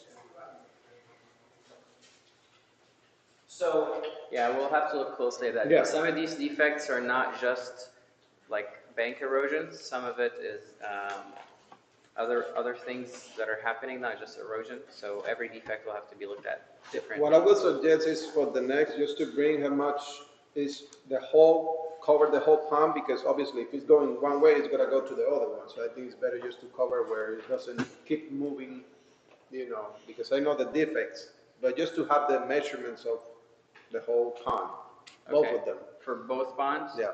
Okay. alright, so just to recap up to this point, you're gonna do the total price for both bonds. Yeah. And then circling back to the road thing, we're not gonna do anything right now other than me looking at the budget, Correct. right? So I don't wanna mess with We're it. trying to maximize whatever money we have for reserves to then determine what we're gonna do. Right, so as far as the engineer goes, he's not gonna move forward with this table of pricing for the. Correct. Yeah. But he still has a CCTV plan, right? That's still going, right? Yeah, That's the not two a things that are on our plate is to get a cost estimate for the pond repairs and continue following up with the CCTV to get it fixed, to get it TV'd, and then we'll start doing our engineering evaluation once that is complete. So. Did we just have to finish 1 and 2, right? We're not going into zone 3 this year? Or was that part of the plan? So zone 3, we would have to rebid it and get more bids on that to go into that. Was that part of that plan this year to hit zone 3, or was that? Our initial plan was to do construction while we're doing CCTV, so that, I believe that is budgeted for. Something we did last year for your own benefit, the board last year decided to wait on the CCTV until the very end of the fiscal year, just in case they needed that money for any emergency repairs. And once we got really close to the end and we didn't need that money for that, then we did the CCTV. So you could do the same thing if you want. How many more sections do you have to go for the CCTVs? To finish the current zone? 3, 4, 5, right? Yeah, not very much. About 30% of that area. I'll tell you exactly if you want. It's everything on Florencia Drive, the Schedule A area that we just repaired, and the pipe that goes behind Florencia Drive and the next street north of that. Villa Preciosa. Yeah. Those are the ones that are still remaining. They can get this done in a couple of days once they're here. And that's zone 1. That's zone 1. 2. Zone 2 is already done. So there is no zone 3, zone 4. They're not contracted out to be CCTV yet, but yeah, they're not yet. We will be, again, looking for direction from the board as to whether you want us to go get bids for that or wait until the end of the year. It's up to you guys, but. That's it. If you guys have any questions, please. Yeah, I was gonna say, is there anything else for the engineer before we move on? No, I think we're good. No. So then also, we do occasionally have your vendors attend in sake of just their time. Does anyone oppose moving Blade Runners up? I was actually gonna suggest that. Yeah. Okay, that way you can get out of here and then we sure. can keep going. So Juan, did you wanna talk to the board? Good evening, my name is Juan Ramirez with Blade Runners Commercial Landscaping. Just want to give my report for the month of December. We checked all the irrigation. Irrigation is working fine. We don't find any problems with irrigation. We did the frost treatment for pest control. We did a liquid treatment for white clover because everything was full of white clover, so very treated up. Fire ants, and we pick up some debris, for the storm that was left the back. And I got like 3 or 4 proposals for the stuff that I checked with Mr. Freddy Blanco. Some dead trees by the entrance. When you enter the Puerta Del house on the right side, like 7 dead trees. We have another 3 over here in the back of the pool. And we have some project over there by the canal, some cleanup that we're supposed to do. And that's the proposal that I have. I have another one really important that is a huge tree over there by the townhomes between the sidewalk and the street that is blocking the main lines. So we got like 4 buildings without water over there, and I just waiting for approval to remove that tree and keep segregation for those buildings. The other thing that I have is annuals. We start pulling out the annuals this week because everything there killed with the weather. We're supposed to have another cold weather this weekend, like 35 Saturday and Sunday. So I would like to wait like until the first week of February to install the new annuals. Other than that, everything is kind of good. There's not that many problems. Once we do the pest control in February, which is going to be granular, I can bring you like a proposal because there's a couple areas where we're going to need maybe 1 or 2 pallets of salt over here in front of the clubhouse. And other than that, just start trimming trees and getting everything back to normal. Because a lot of those trees, I had to raise them up, to 12 feet. And the other thing that I got from the board is, I got a question, what's going to happen with my equipment? They told my equipment, and I have permission to park over there. In front of you guys, there's a little picture packet. This is what Juan is referencing.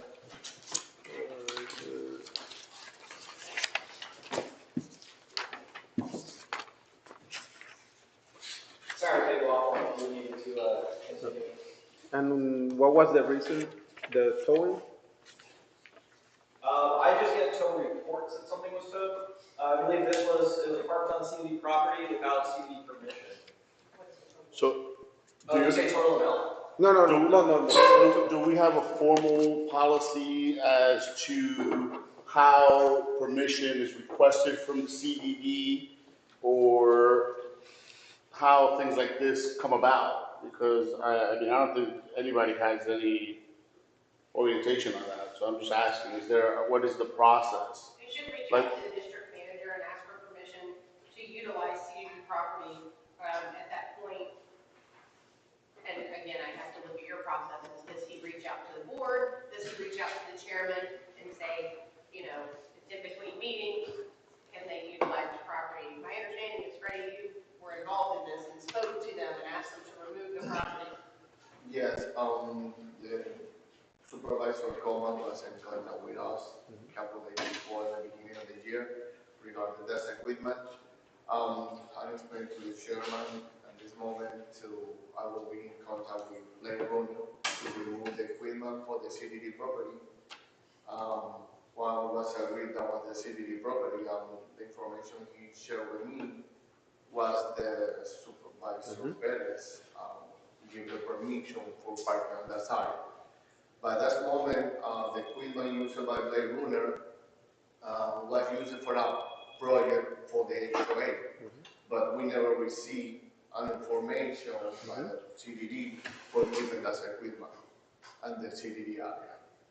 I'm sorry, but I was on vacation, and I get a call from Mr. Freddy, and I told him, if I have to move the equipment, I don't have a problem. Let me know, and I can truck, pick up the equipment, but the next day or so, not even 24 hours, like warning or nothing. And that's another one. Freddie called me and explained the situation, and by the time he was calling me, it was already taken.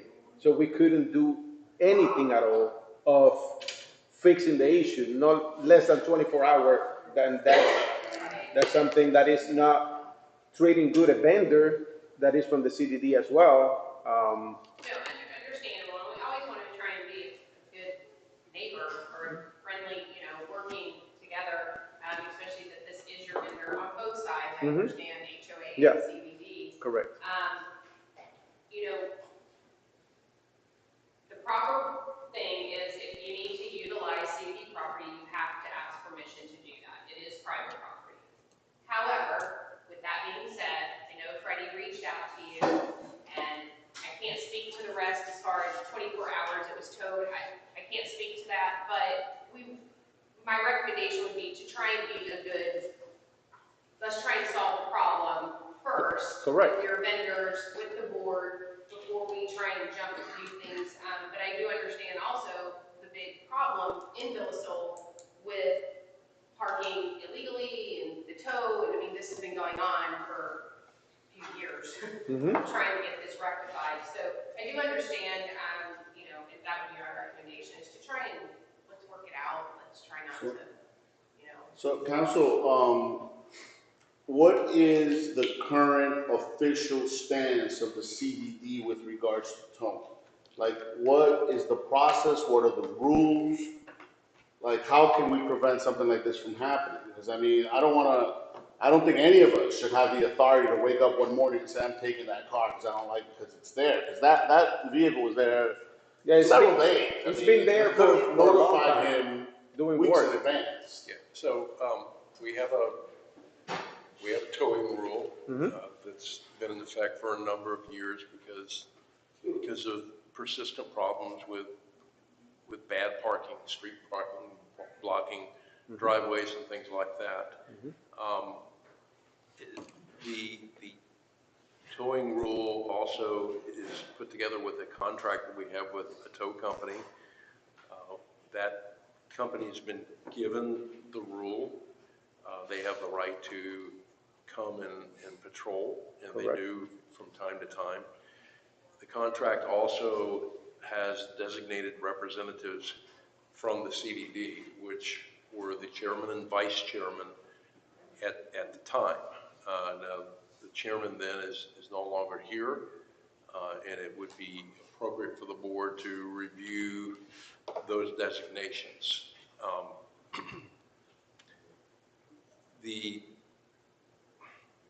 There have been a lot of instances of things, equipment, trailers, a semi on occasion being parked in CDD areas, and the CDD I think has had to be kind of strong about it because a lot of residents or commercial people just get belligerent about that.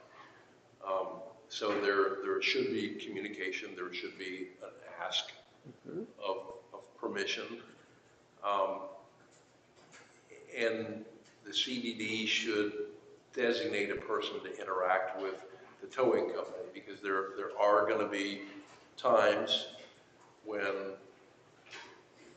they need to talk to someone and they need to say, what do we do with this? And so that's something that you probably need to address tonight. It probably would be good, especially for the three of you who are new, at a future meeting to bring the rule and the contract in and I can send it to you ahead of time and just let you understand the mechanics and how it was put together and what's been done so that you can respond intelligently to it and to things like this. Okay, so as it stands right now, who is authorized to call the towing company or how often does the towing company come around? Like, do we have any parameters on that? Like, we can see an expectation that we can measure on this? I do not know their schedule, and I do not believe that they've guaranteed a schedule unless Supervisor Comas would tell me differently. But the current contract specifies as representatives the former chairman and Supervisor Comas. How do we update that? Just a vote? By motion and notice to the towing company. I would like to suggest, if management can collaborate with maybe creating some sort of form that's more formal for anyone to make these kind of requests. Does that exist already? What do you mean by? Like, for example, if one of our vendors needs to leave a piece of equipment here because it's something he's going to do, so that we can have documentation that says that he requested permission, because obviously he didn't know the process. We are supervisors that are new and we don't know the process, and he was given permission to leave the equipment here, because our expectation as being new supervisors is that whoever decides to tow that equipment would call us or would call somebody, management, and say, did anybody authorize this? And that never happened. It was I just. think too, on our end, no one ever notified us that permission was granted. I agree on both ends, but like I said, there's no process. So no, but also the towing, that what he's explaining is like, they got to tow it, so at least you guys can call someone and say, do you guys, who give permission to this person to park here? At least to figure it out before it's towed, because. So what do they do currently? So this is where some of the issue comes in, is they currently are on, TADS is on a random check, right? And they'll come in, they're authorized to do patrols and tow violators. Correct. Currently, I'm not even allowed to authorize tows, and the board has always established a rule of checking with the chair or vice chair. So. Can the board give authority to the management to do that? Because I don't feel that the board, that the supervisors be. You can change the points of contact to go to management versus a board member, yes. Because I don't feel that it's good just to be, I'm gonna tow that one, let me call it, just because it's touching, a little bit of the curve. It's better if somebody's saying you a complaint, it's better for you. Subjective. Yeah. Well, and so part of the issue comes up to, you guys live here and you're here off, when we're not working. I can't call a tow for something. Someone will call me, and I get it a lot. People call me and they say there's a car parked, so we get it towed. I'm not just going to authorize it, not having seen it, not knowing if they're breaking any rules. So I would reach out to the chair or vice chair, have them go investigate.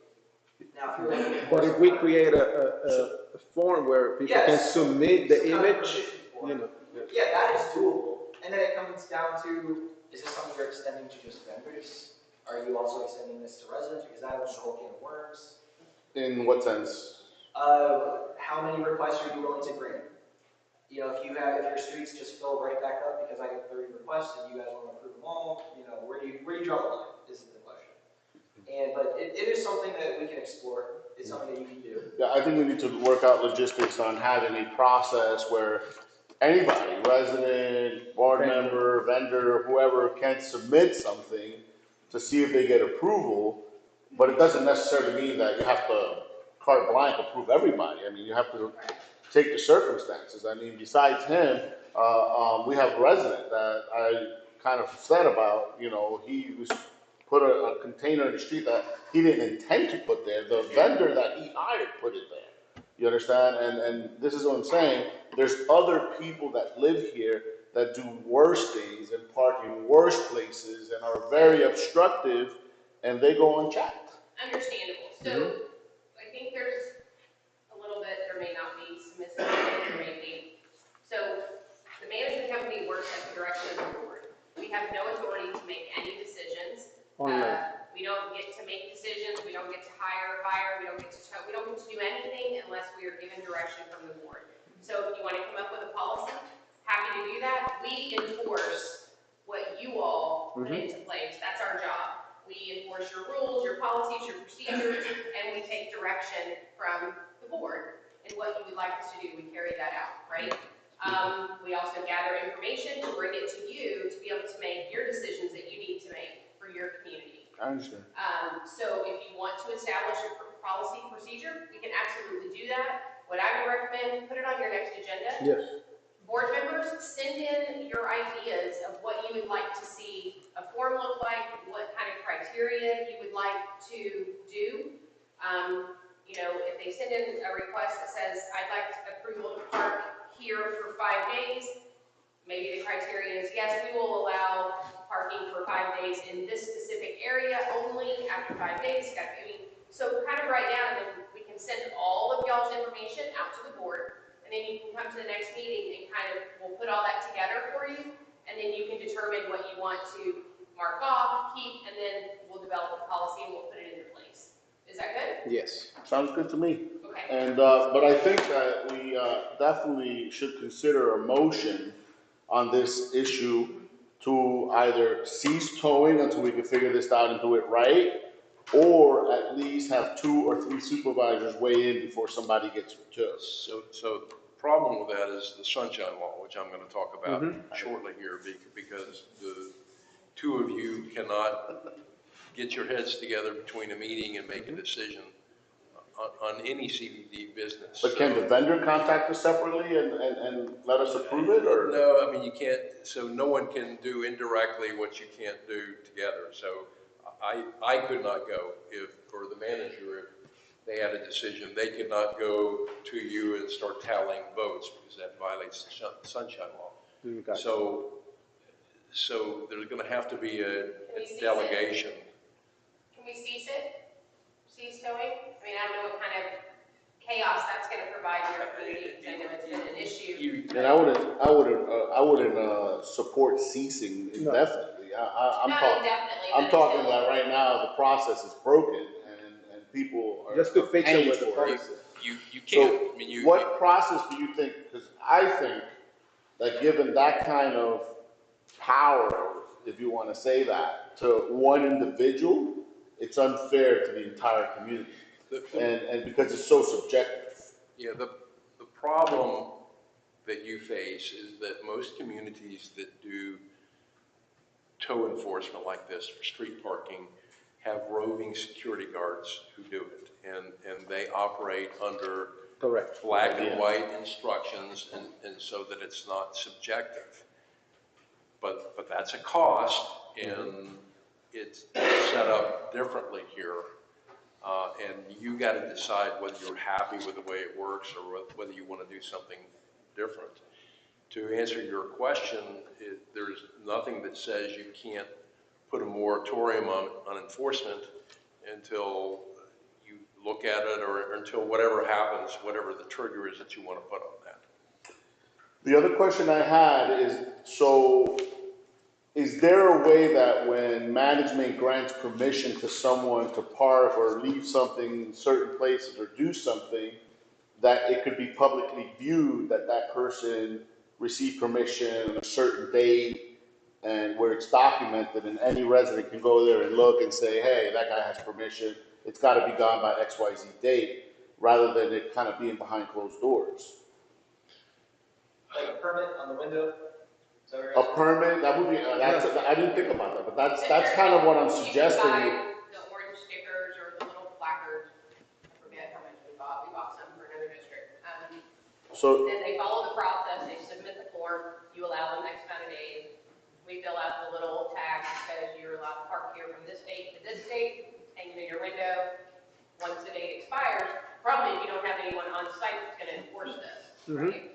So if the tag expires, who's going to be able to notify? You do have staff Friday, Saturday, and Sunday, so you could potentially we could have her check Friday, Saturday, and Sunday and see if any of it expired.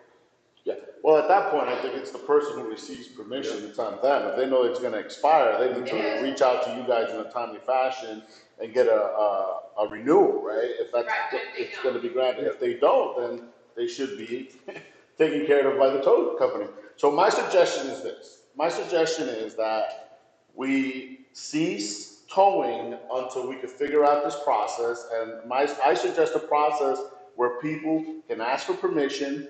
They have some sort of permit that's given to them for a determined amount of time. And the last thing I'd like to add to that is that the towing company should be the only one to decide who gets towed based on the rules they've been provided. And I don't think any supervisor should have that authority. I think we should just put, if we're hiring this vendor to do that, and we trust that they're gonna do the good job that we're asking them to do, then we should put it on them, and they should do the proper documentation to prove that the violator created the violation and that it was justified. You understand? And then this way, this whole weaponizing of the towing service is not gonna occur. That's my suggestion. So in the midst of all that, I think there was a motion to cease towing until we put this in place, until the next meeting. Next meeting in March. Until further action by the board? Correct. Okay, so that's a motion. Okay, I want a motion to cease towing activities until further action by the board. I second. All in favor? Aye. Aye. And those opposed?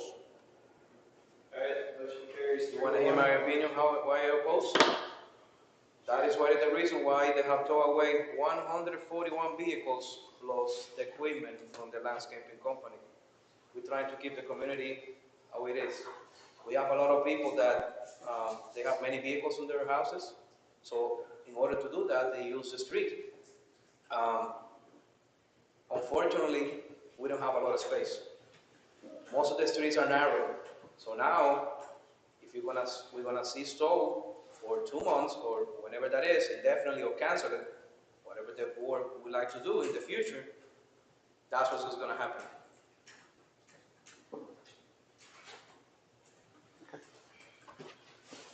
So as far as Mr. Juan, I personally want to apologize for you having to go through this because I think it shouldn't have happened.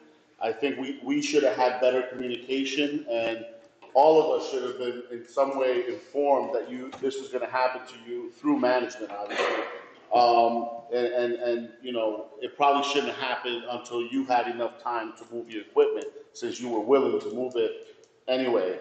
I'd like to suggest that the CDD take responsibility for this action and return this piece of equipment back to Mr. Juan, and either to the location where it was, and grant him the permission to keep it there until he no longer needs it here, or he can remove it from the property if that's what the board decides. But I think we should return the equipment to him because it was unfairly towed.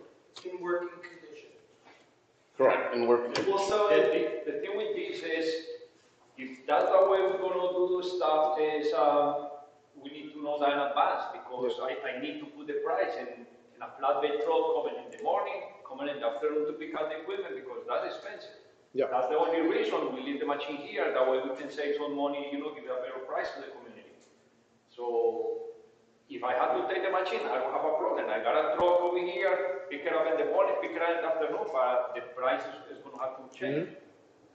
So, so do we need a motion for that, to return the equipment to? And it's expensive. Is there an expense involved? If you're looking for them to bring it back, I mean, yes, there is. I don't have the authority to have tax release any vehicle. That was not built into the initial agreement. I was looking at these guys. So if we want to have them release it, and sometimes, you know, maybe they can work with us, but if they also bring it back, and then there was a concern. I don't have a problem. I can send my truck over there to pick it up the equipment. The only thing is I want somebody over there to make sure the equipment is in working condition, because I don't understand how they move the machine, how they get the hydraulics down. Yeah, if it's damaged, that's, you know, you have to let us know. But, so I don't know if the fee varies, because I've heard different things from residents, especially for such a large piece of equipment. I understand in the contract that the district's not responsible for any damage. We're not responsible for the damage to it. Not to say you can't address it, but. Is this in the towing contract, or? Yeah, So they're not responsible? No, the They're district. responsible, we're not. Like, if they We are tow your not. car, they Yeah. ruin your car, they're responsible for the damages. Oh, to it, But we are us. not, yeah. So, you know, applying that to his case, if they ruin this large piece of equipment, then the indemnity clause will say it's their fault, not Yeah. ours. Correct. But if you guys want to, without knowing what it is right now, authorize me to pay on behalf of the board. I think what I would recommend is you You guys can go get your equipment, whatever it costs you, you can submit that to the district, and then you all can make a decision whether you want to reimburse those funds or not. Is that okay with you, Juan? I mean, Yeah, I don't have a problem, you know. it's really up to you, I think. I'm here to work, I'm not here to fight with nobody, you know, So what you do is you get that equipment, you get the invoice or, the receipt, then send it to Gabriel so he can then put it on the agenda for next meeting. And if anything's damaged with the equipment, make sure you Also- document an email to them, letting them know what's wrong and what needs to be done. Okay? Sorry about that. So that was one topic that he had. We still do have some additional comments from Juan on these proposals. We need one clear up yet. Yeah. Hold on, we never approved anything for having him keeping the equipment once he has it on the property. So if he brings it back here to do work, we need to give him permission to continue to keep it there, so this doesn't. At least for now, there's no towing until the next meeting. Right, but let's give him what he needs and doing the right thing to continue to work it. In my opinion, I would say the big area where the land is, let me see if you. Where Brightview had the container for a couple of years? Yeah, where Brightview has the container. Just, it's a safe area right there. That's what he had it at the beginning, and Freddie called me back then, so he got moved. And I authorized to move it on the later one because it didn't show on the plat that it was CDD. For that reason, we put it there. Have y'all done a facility use agreement or anything? If he's gonna be storing equipment there? We did one with Bright House for their Bright View, sorry, Bright House. But it's not long-term storing, he's using this for work he's doing and then it gets removed, It's so. tree season, it's time to trim the trees and by It's February it'll basically be factoring gone. Then he got holiday. some trees over here. But in his case, he's a vendor of the district, we could probably just do a simple addendum to the contract and just specify what we're approving and what you need. Yeah. That'd be the easiest I way would to do recommend it. that, and that way it's paid for. Yes. I agree. So we will see that agreement at So next meeting? I'll do that and bring it to the next meeting. And there's no towing until that meeting. Okay. Per your moratorium. Yeah. Perfect. You should, Let's move. you should contact the tax and let them know. Yeah.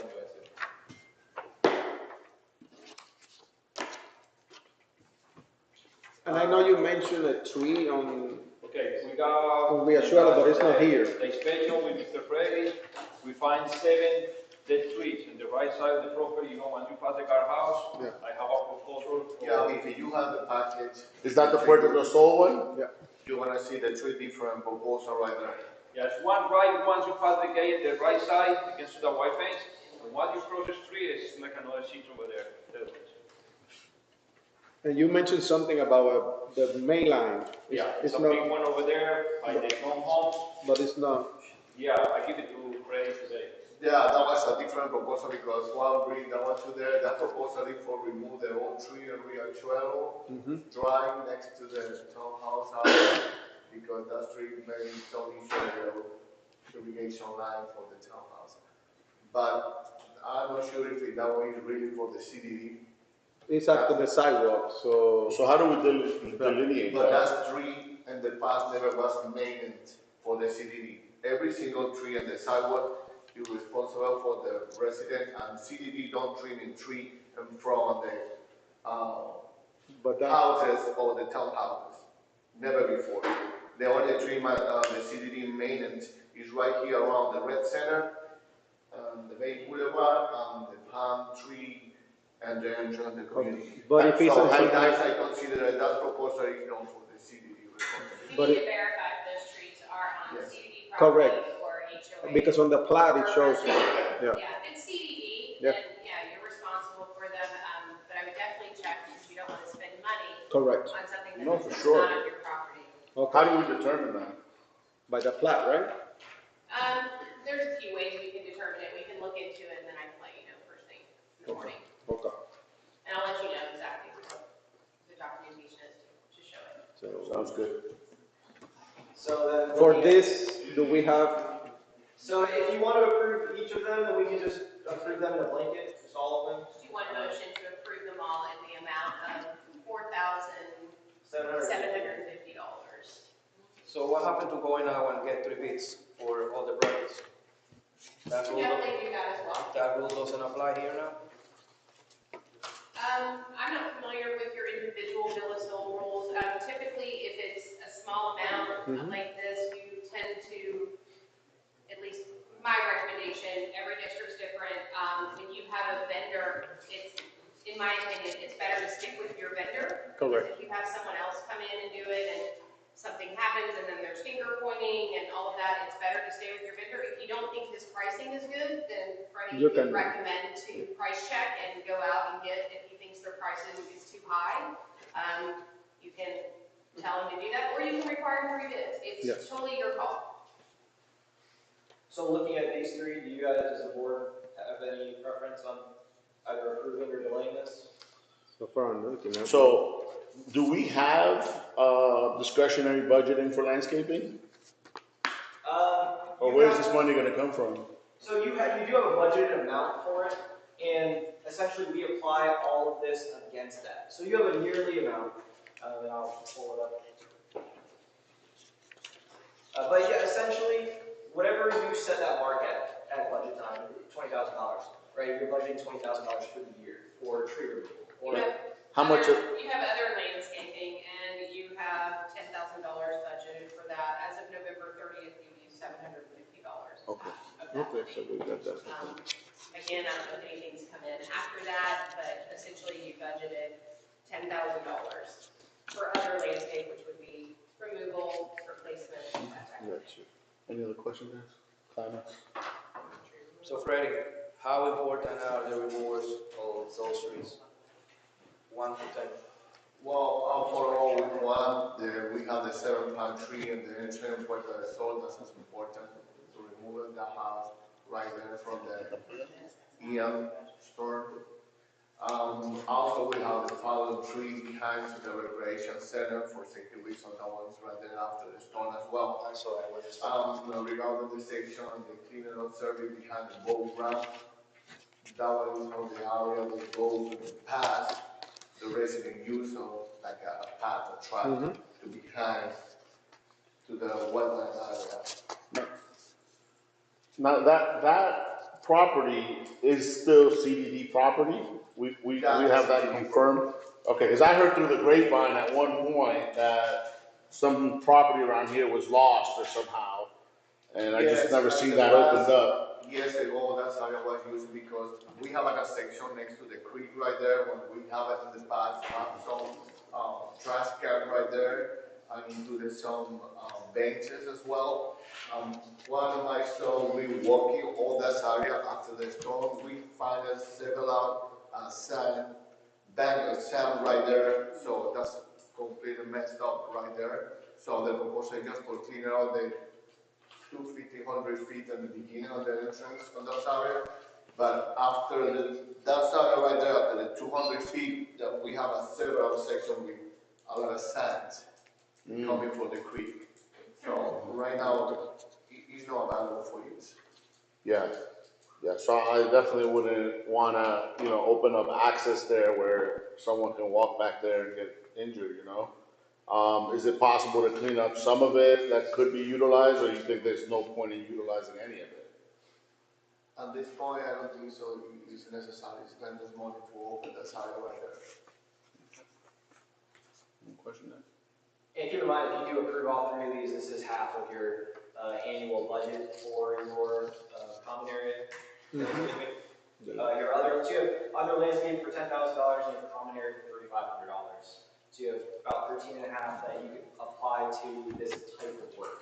So we should.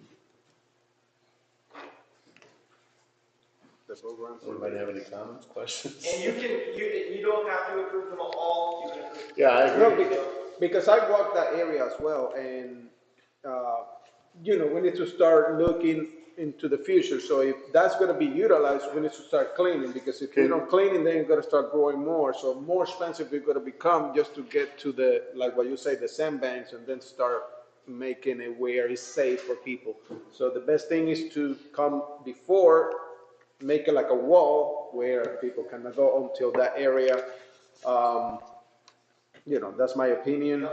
I understand Supervisor Perez, like let's say, shoot more, whatever you think is better. What do you think, Corey? I think the trees have to be taken care of. Yeah. Just thinking ahead towards hurricane season, that's definitely something we have to get taken care of. I haven't had a chance to look over that area. So we can table then the boat dock, the boat ramp area. I have a suggestion that I just thought about. So, I mean, I think trees that are dead and lying around, they're trip hazards. Mm-hmm. They're limiting access to areas that could be utilized even just for running around and walking dogs, whatever it takes. So I think the dead trees, in my opinion, are eyesore, safety issue, and should be removed. So I support at least the first two items to be addressed, given that we have the budget. Yeah. Now, I happen to know that the HOA does have a vested interest in utilizing that area that is unusable right now, because they have to clean 5 years of palm trees that haven't been cleaned, and it's going to generate a lot of debris. And I believe that landscaper has said that they can mulch it up into like some sort of organic mulch, and it would save the HOA money in dumping fees if we will be able to clean up that area and be able to put that mulch down, right? That comes from all of our debris from our trees and palm trees. And I think that, we could bring this to the HOA, and maybe the HOA will absorb that cost because it comes at a benefit to the HOA in savings and dumping fees, which could be astronomical. So I don't know if that's something that's doable. Is that something you think, council, that can be done, or? You should bring a proposal if the HOA wants to partner with us to do something. It saves us money. But can the HOA, like the CDD, give the HOA permission to do the mulch? They put it on. And the CDD and the HOA will pay for it? Yeah, we would want to know what the plan is. We do a use agreement or a license agreement and say, okay, for this period of time, this is what you're going to do, and you're going to be responsible. And if someone gets hurt, it's on the HOA, not on us. And we put it in an agreement, and then we run with it. Okay. So what information do you need from the HOA to do that? A specific proposal. Here's what I want to do. Here's when I want to do it, and then we bring that to this board. Okay. You approve it, then council would draft the agreement. Okay. So just so we can start taking things off here, looking at this, do we want to approve any of these three? Or do we want to table? No, we're gonna approve the first two, so I gotta do a motion. All right, so I'll make a motion. Okay. I'm gonna make a motion to approve proposal 359 and 360 as proposed by Blade Runners. You need a total on that, Gabe, or no? No. I second the motion. So we have a motion from Corey, a second from Herman to approve proposals 359 and 360 for a total of $2,950. Correct. $2,950. All in favor? Aye. Aye. Aye. Any opposed? None? That carries.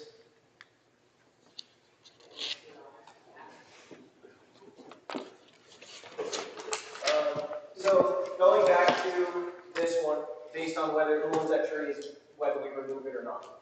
Now, if you guys want to delay this, we can. However, we can set a preemptive, contingent to approve it if we determine it is on CDD property. What's the amount? $2,500. It is a large sum. That's a big tree then. That's a big. So you're saying to do a pre-approval type thing? If it's CDD property. Yeah.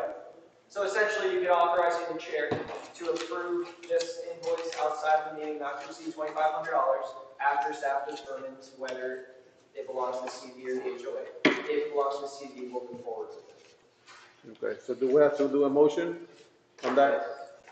Same thing is anytime there's any money, you can Motion, gotcha. So, All right, I want to make a motion to go ahead and preemptively approve up to $2,500 the removal of the riachuelo tree that is damaging irrigation, up to a limit of $2,500. And that's contingent. Subject to it being CDD responsibility. Thank you. Second. All right, motion by Mario, second by Corey. All in favor? Aye. Any opposed? Where is that tree located? Sir? Where is that tree located? Riachuelo and what? I believe it's like just before Villa Palma, between Villa Otero and Villa Palma. Villa Otero and Riachuelo. No, it's on Riachuelo, but it's between Villa Palma and. You know the exact location, Juan? No, I don't have that right now, but it's the last building going all the way down on the left side. It's between the sidewalk and the street, and there's no way, we try to. You can't miss it. There's a huge gash like this of water that's coming through there. It's like a big geyser that comes through there when the sprinklers turn on. Sidewalk on the street. So, in the past, anything before the sidewalk is HOA. For the sidewalk. Well, we'll look into it. Mhm. Judy, did I hear a vote from you? I guess I'll oppose because I think that's HOA. Well, then remember, this is based on whether or not it is. Understand. All right, so I have Junior opposed. Council, so the driveway for each house or each townhomes, then you have the sidewalk. Sidewalk is CDD, right? Property? In most locations, but I would want to So we have to look at plats and make Okay. sure that we know what we're doing. Gotcha, thank you. So next item will be what, the approval of the minutes? No, we are going, because we cut ahead here. Yes. Do you have anything else, Juan? No? Freddie, do you have anything else? All on to you? Thank you. Okay, Thank so you. now we get back to our normal agenda. Sorry? No. District council's report. So this will be, Scott will take charge here and we'll keep moving forward. Yeah, so I've got a couple of specific things that I'll cover, which are follow-up items, but I wanted to talk about some introductory type of things. I do this every time there's an election. It's just a good opportunity, especially with those of you who are new and even for those who've been around to have a review on these things. Since three of you are new to the board, let me just introduce myself and tell you who I am. You know my name. You know what I look like by now. Sorry. But I have been a CDD lawyer for 30 years, since CDDs were first started in the state or became popular anyway. I have been the attorney for this district since its inception. I worked on creating it. I did the bond issues, so I've been here for a long time and seen most of what's happened. Although in the early years, the developer kind of did his own thing frequently. We talked about contracts and things like that, so I'll tell you that I serve at your pleasure. I have to earn the right every time I come and we deal with things to continue to serve. If you don't feel like you're getting what you need, then you can let me go. And I don't have a penalty clause, and that's because we operate in a relationship of trust. If we trust each other and we move forward, we get things done. If we don't, then I probably say before you do that this is not working. I would like it to be a positive and a productive relationship, and I'd like to do what I can do to help the community get better, help the community make good decisions. Some of them are hard decisions, and you'll wrestle with them, and we'll wrestle together with them. Now, there's some laws in the state of Florida that are important for you to understand, and you're not going to nearly understand them from what I can tell you now, because there's a lot more to them. But for you as supervisors, there are three primary things for you to understand. One is in Chapter 112 of the Florida statutes, the Public Officers Code of Ethics. And there are a lot of specifics in there you can go and read, but a lot of it's intuitive. You can't steal from the district, and you can't do that indirectly by doing things that are in your own favor. But you know that. I mean, I think that's intuitive. You can't hire your family and give them contracts. You can't do things that create a personal benefit to you that's not part of a benefit to the whole community. You cannot accept gifts or anything of value to influence the decisions that you make. That's essentially the code of ethics, and a lot of that is common sense. The second thing you should be aware of is the public records law. It's in Chapter 119.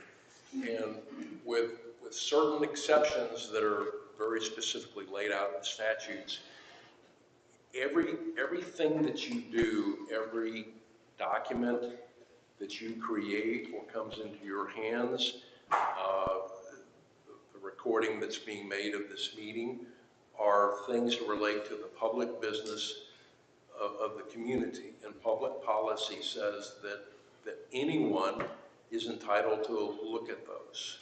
Anyone is entitled to make a request. The person doesn't have to give a reason, doesn't have to justify the request. The state simply says it's so important that we do business out in the open, that those things are available. Now, those requests usually come to me or to the district manager. Me, because they may involve legal questions about whether anything's exempt. There aren't a lot of exemptions, but there's some. For instance, our security cameras. We aren't required to give security video without certain reasons and only to certain people.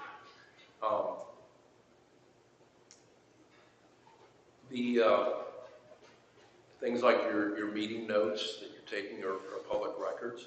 Now, you don't have to maintain those. You don't have to maintain any records. That's the job of the district manager. But if you do, then they are public records. The emails that you send or receive that relate to the business of the CDD are public records, which anyone can request. And sometimes people do that. They usually do it when they're mad at you. And they want to know what you've been up to. I advise supervisors to keep a separate email address for their public business. Just because you don't want someone milling around your 50th wedding anniversary plans, should you make it there, to try to ferret out business. So that's public records. The big thing I wanted to talk about is the Sunshine Law. The Sunshine Law, put simply, says that any communications that you have between you as supervisors that relate to the public business of the CDD have to occur in the open at a properly noticed meeting, such as the one that we're having here. Now, it's counterintuitive and it's easy to trip up, especially if you're involved in the HOA world, because I know it's very common for HOAs to do business by email, and it's legal for them to do it that way. But we can only do our business here. So you cannot send emails to one another about CDD business. You can't chime in and reply to everyone when you receive an email from the manager or from me. Now, we, or any member of staff, can send an email to all of you to inform you of something, and that will happen frequently. You just can't then get into a discussion about it. I will say that the sunshine law gets violated way too frequently in our industry, and some of it is inadvertent, and some of it sometimes is an attitude that, well, it's no big deal. But I want to tell you that it's a big deal. And as an illustration, I will tell you that in the Panhandle, there was a gentleman who was a county commission chairman who was extremely politically connected. He served 30 years in the legislature, and he was sentenced to 60 days in jail for having private dealings with other county commissioners about something that was going to come before them. Even though he was a golden boy, it was serious enough that he was sentenced to jail time. There's a city on the west coast in Pinellas County that was ordered to pay $775,000 to the attorney of a citizen who accused them of violating the Sunshine Law and won the case. So it is something that has consequences to it. And so I give you that caution. Now, part of my job is to help you navigate that, and I invite you to contact me if you have a question or you're concerned about something that you're doing or you're thinking about doing before it becomes a problem. Because the last thing that you want is to, and I've had this happen to supervisors, the last thing you want is to get a call from the state attorney saying, we've had a complaint, we want you to come down and have a conversation with us about it. You just don't want that. There is a tremendous resource that the State Attorney General keeps. If you go to a web search and do Florida Attorney General Sunshine Law, they keep something called the Sunshine Law Manual. It's very detailed, it's very good, and it's pretty readable. It's not difficult lawyer talk. It's readable and understandable. And if you can't sleep at night, go look at it. They're good things for you to know. Another thing, just in the way of doing business here in the CDD, the structure of the CDD is what we call a collegial body. And what that means is that you operate as a body. You do not have power as individual supervisors, except what might be delegated to you at this table. And that will happen from time to time.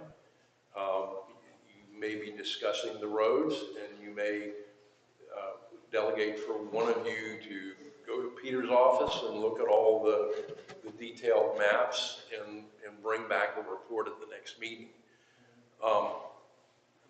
But beyond that, you make your decisions by majority determination here at this table. And that's simply the way that it runs. We're not a city, we don't have a mayor. It's just not that type of structure. So there's a lot more. There are many things that you'll learn. I'm a resource here and here to help you with those things. Thank you.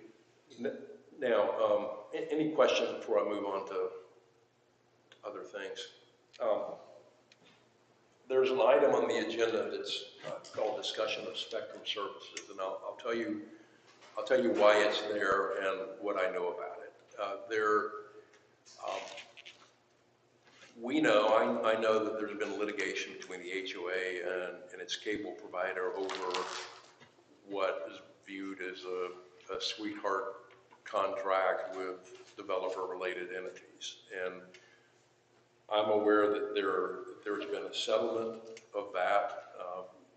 The CDD board has been concerned about levels of service as they affect the CDD. There's a concern that that the level of internet service here in this building and at the gatehouse are in some manner may contribute to the difficulty sometimes of infrastructure working.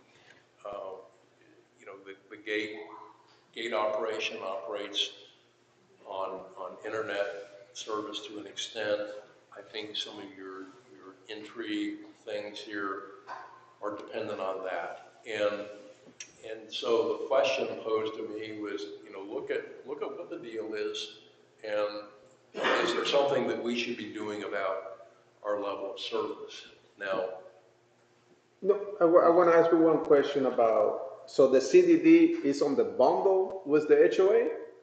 Because that's a bundle for the houses and the townhomes, so the CDD is involved, like, with the same service provider? are we paying for the services for the CDD to a Spectrum? I don't think so. CDD pays for the service for the installation, but the thing is, all the line we use it doesn't work for the houses.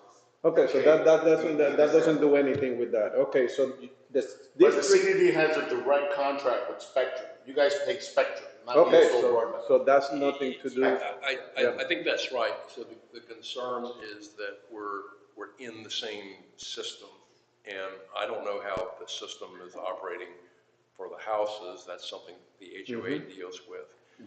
But there is a concern about quality, and there's a letter that I saw that I think in October that said that there was a new arrangement, prices were going up, and that the speed has been boosted.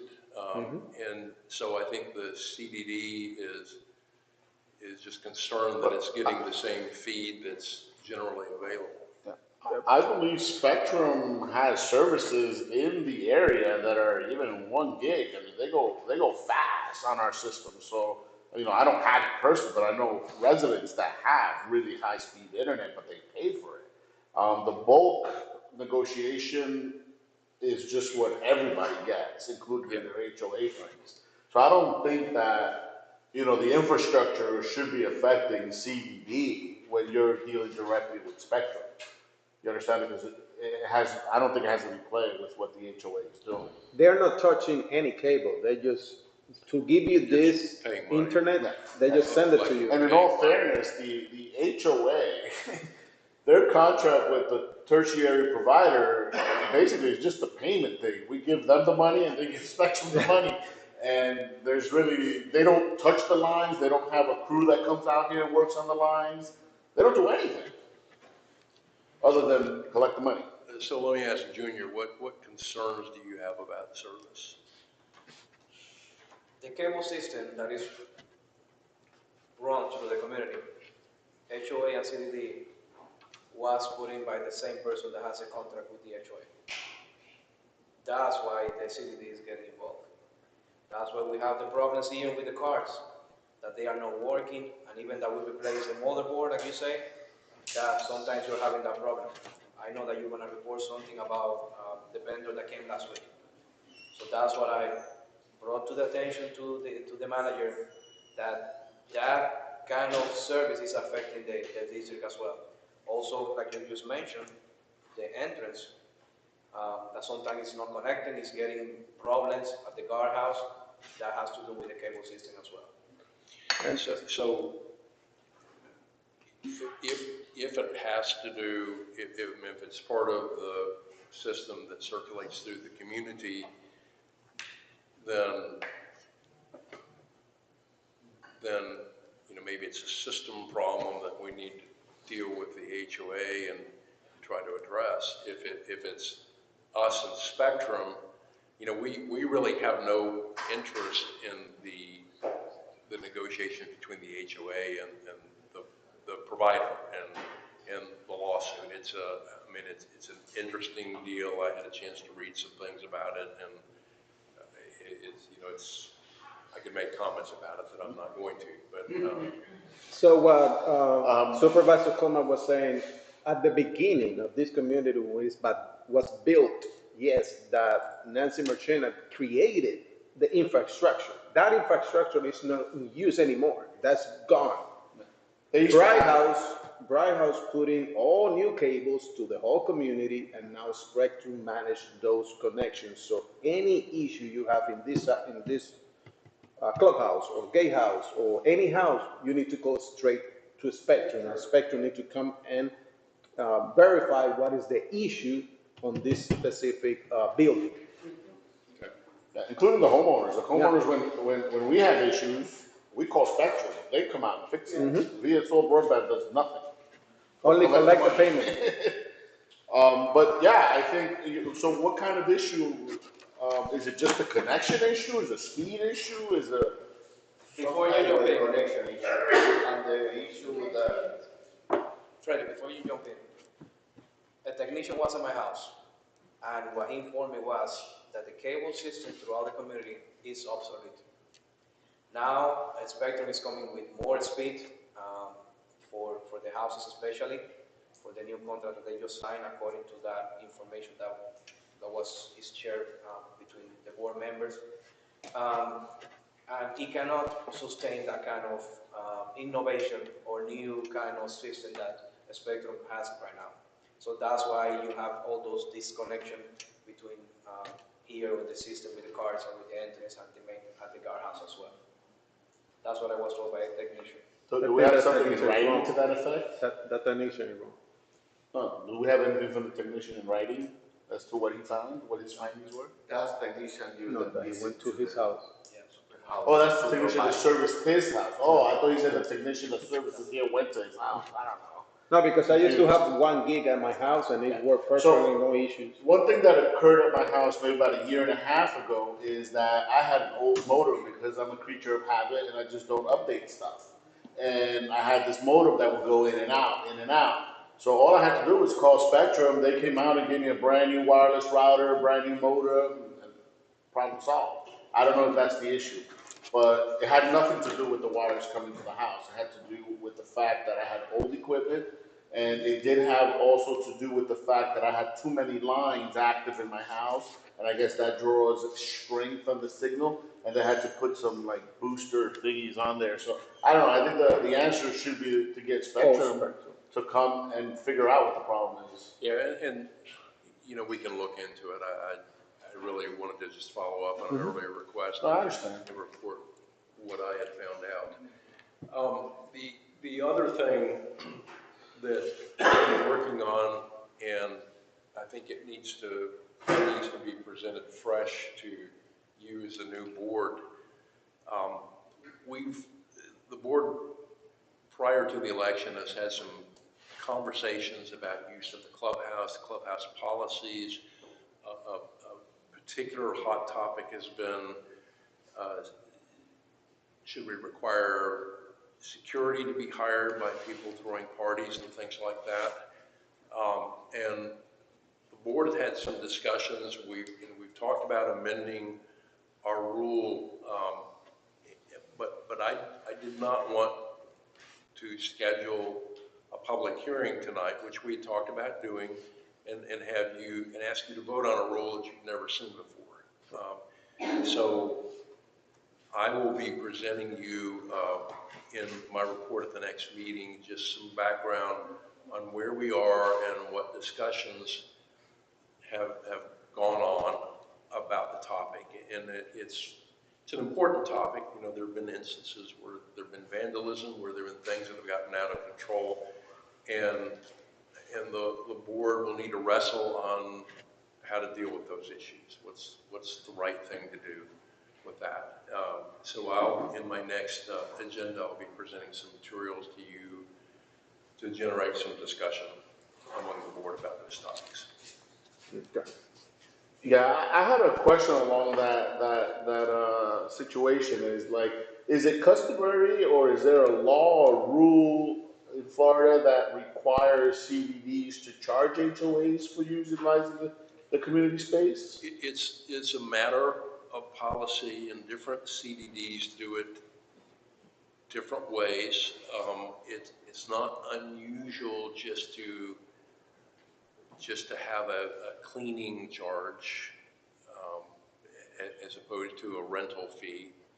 because it's right pocket, left pocket. Yeah. And do we have a policy in place for this that states that, or the? I am not aware of a formal policy that covers all situations. I think requests have been made on an individual basis, although sometimes things just happen without communication and then everybody gets sideways about it. So it would be good for you to have a discussion and decide what you want for a policy. Yeah, and policy-wise, there's no policy exempting the HOA, but you guys fall under the existing rental policy that residents do. So that's, yeah, so like anyone doing a rental, that's what the HOA is considered an equal. Well, that's not true, because me as a resident, I cannot come and rent this place Monday through Thursday. And the HOA can. So it's not the same policy. So that's the policy that has at least been used without having. But it's being selectively applied, is what I'm saying. It's not the same policy that the residents get. That's the truth. Well, and we're gonna. Because I tried to rent this place, for personal issues during the week, and I was told that only Friday through Sunday, that's it. I can't rent it Monday through Thursday. Well, that's why we're gonna bring the rule back for you to talk about. Okay. Quick question. So I don't want to go long on this one. I know we talk about the streets, right? So the street community, what is the worst that can happen if we say you cannot come in? What is the worst that can happen to the district? Oh, you want the worst, okay. Yeah, the worst, yeah, the worst. Oh, what is the usual consequence? Okay, the worst thing that could happen is that by doing that, you would be in violation of your bond documents. And the what document? The bond documents. And so the consequence of that could be that the interest that's charged on the bonds, which is tax exempt, so it's at a lower rate, could be ruled to be an illegal tax exempt issue, and they could become taxable. And what that means is that going back to beginning of time, potentially, the bondholder could have to pay the equivalent of a couple extra percent in taxes because they become taxable, which is a big number with a lot of zeros. And under the bond documents, the CDD would be required to reimburse that money. So that's the worst thing. The next worst thing is that you get involved in a lot of litigation and you spend a lot of money dealing with the issue that you don't have. You could get sideways with Osceola County because Osceola County, in my experience in the past, has had a fairly strong stance about CDD gates and them being open to the public. So litigation might come from them if they decided to do that. Yeah, because that was something a question. Because I know Remington's a CDD, and they close their gates at night. You have to provide ID to be allowed in. They still permit access.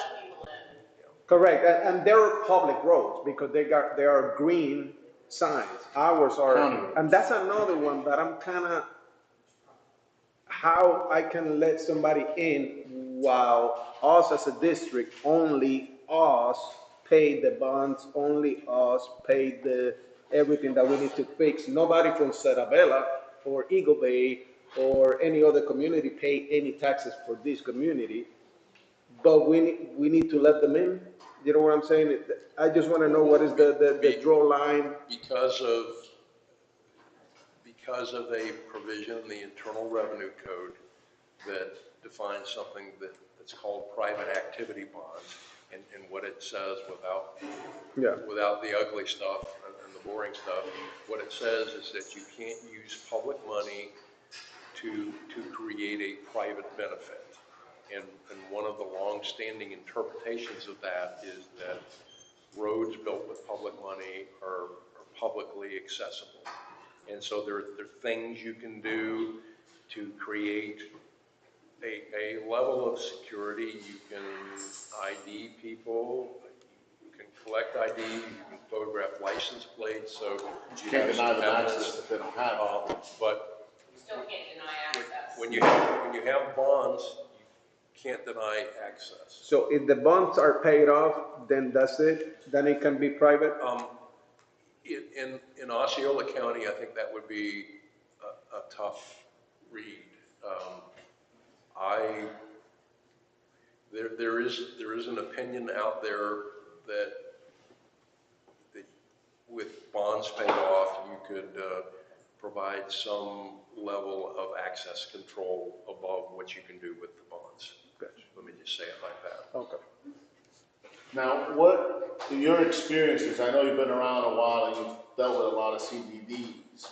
What is the most restrictive system you see out there that still flies under the radar of all those regulations you just mentioned? I can't recite it. There is one CDD that's adopted a restricted access rule for community where bonds have been paid off. Okay, so that there is a community like that. There is one. Do you know which one? I do. Can I know which one? You're making me pull teeth here. Call me. Huh? Call me. Oh, okay. Gotcha. I think you were telling me the name. All right. That brings me to something that, I mean, are we still on the agenda or? We're at this point currently wrapping up. With Scott. district, If you have something, I'm done. yeah, so if you have something for council, then you can roll with that. Otherwise, we'll just keep moving. You can jump in. No, I'm good with council right now. All right. So then we go over to my side. On mine, there's the 3 items: the minutes, the financial and check register. So the way that the minutes work, if you have time to review it early, if you see any corrections, changes, mistakes, then you submit those to me. We get them corrected on the back end, and we get them approved with those changes. If there's no changes, then we can just approve it as is. In this case of the minutes, since we are not on that meeting, so we don't know, how we know that it's good, what is not, you know what I'm saying? So how we gonna prove something that we don't know if it's good, if it's not? Just covering everything that was approved. Essentially, what you want to look at is the motions that were made. Correct. There may be grammatical errors and stuff. You'll catch those in the future, but I would just look at the motions. Or you can move to table them, review them, and bring them to the next agenda. That's fine too. I mean, again, you're going to be in the same spot, but you might have. No. I just wanna just to No, know when it's a valid something. question, I would like to respectfully request that Supervisor Coleman and Edgecombe educate us and let us know if they're accurate, since they were the ones at the meeting. I mean, and I think that would be the fairest thing for me. I wouldn't want to approve it just without their blessing. And Well, we did lose Edgecombe.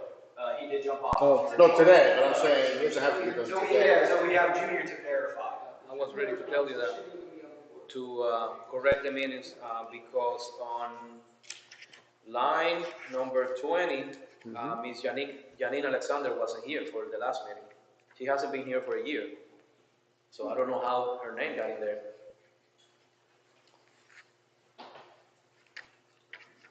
Also on line 28 and 29, Mr. Bermudez was the one that called the meeting to order. It wasn't me.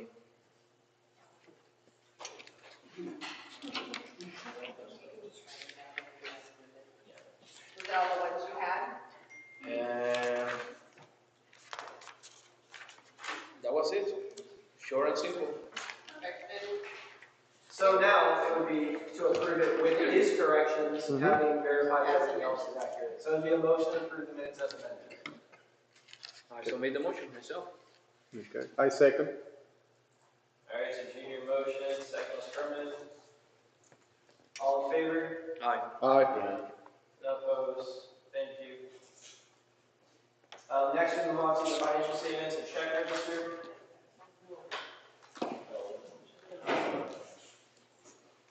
And just for your guys' sake, being new, we do include these. Now, this is more just something for you guys to look at, ask any questions, if there's any kind of objections. Otherwise, kind of just bookkeeping, approving. So, and we approve those together.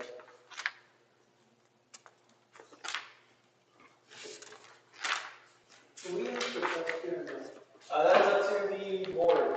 Mr. Chair, would you like to open audience comments? Typically, no, we keep it only audience comments, but the chairman can make an exception. If it's quick, yes. It's quick. Yes, go ahead.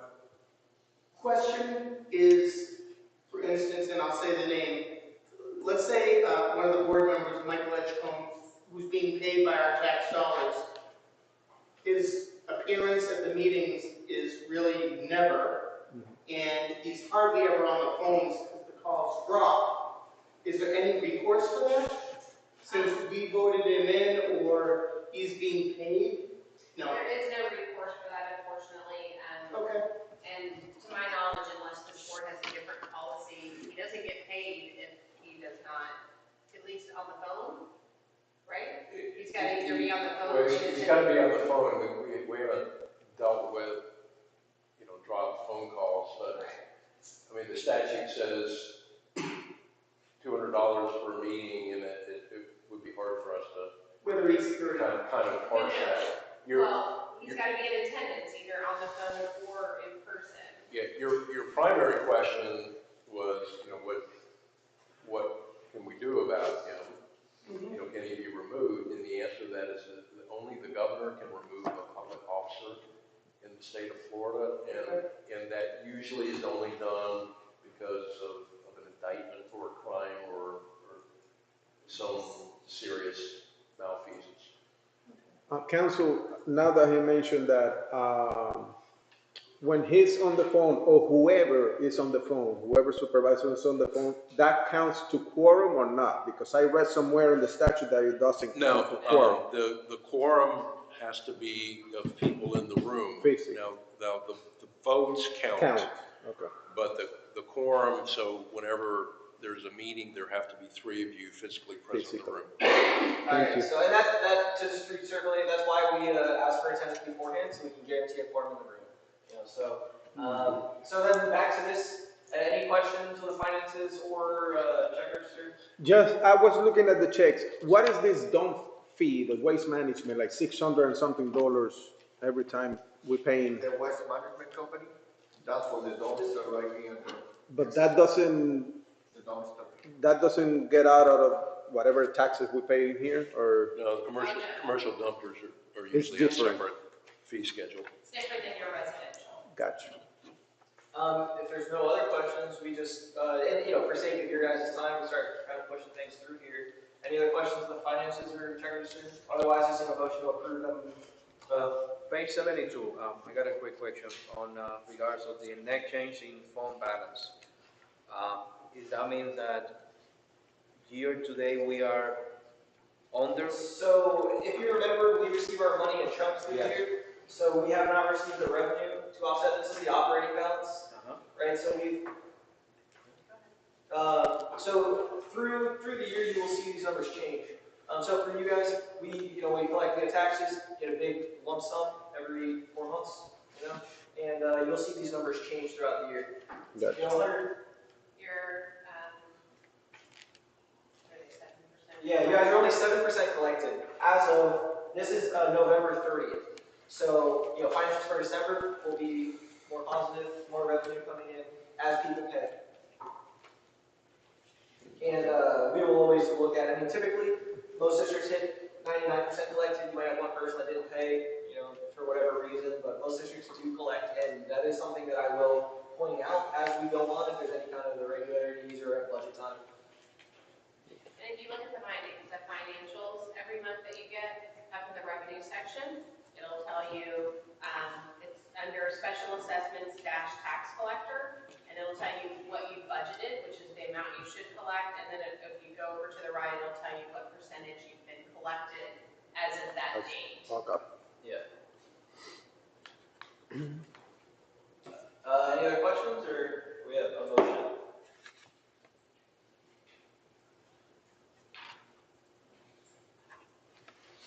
I have a question.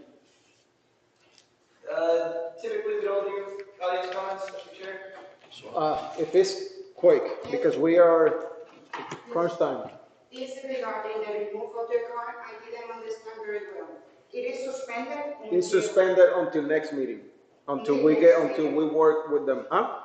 Until next meeting? Yeah. Okay, this is my question because during the past year, the removal of the car here has been very selective. Untitled. That's what we are, yeah. That's what we as a did this. community, want Yeah. to remove the authority with their hands. That's what we did already. Yeah. Already. Yeah. Perfect, appreciate that. So anyone, I think, Charter communications, telephone, that has to do with the gate system? Charter is Spectrum, right? yeah, Isn't yeah, it is Spectrum? Well, Spectrum. it says telephone isn't. yeah, because that's Because we have telephone too, right? You still paying for telephone at the guardhouse, or there's a phone here? Yeah, there's a line here. And you got computer here and all that. But I just want to know why it's so expensive, because I know the bundle that it is cable, internet, and phone is cheaper for business, and it should be for business here, right? For the district, it should be a business account. Should be. I know there was a lot of, there were some issues here with the existing accounts as far as, they were still under the name of the developer. So I had to get them switched over to us so we can even pay them accurately. But I'll take a look and see if they have a new bundle price. Because I mean, this is the price that's been in place for a long time. I know, we need to save as much as we can. Yeah, I'll see if there's another option or a cheaper alternative with the same service, because we do have, yes, we have various things that we need. Correct. Thank you. So,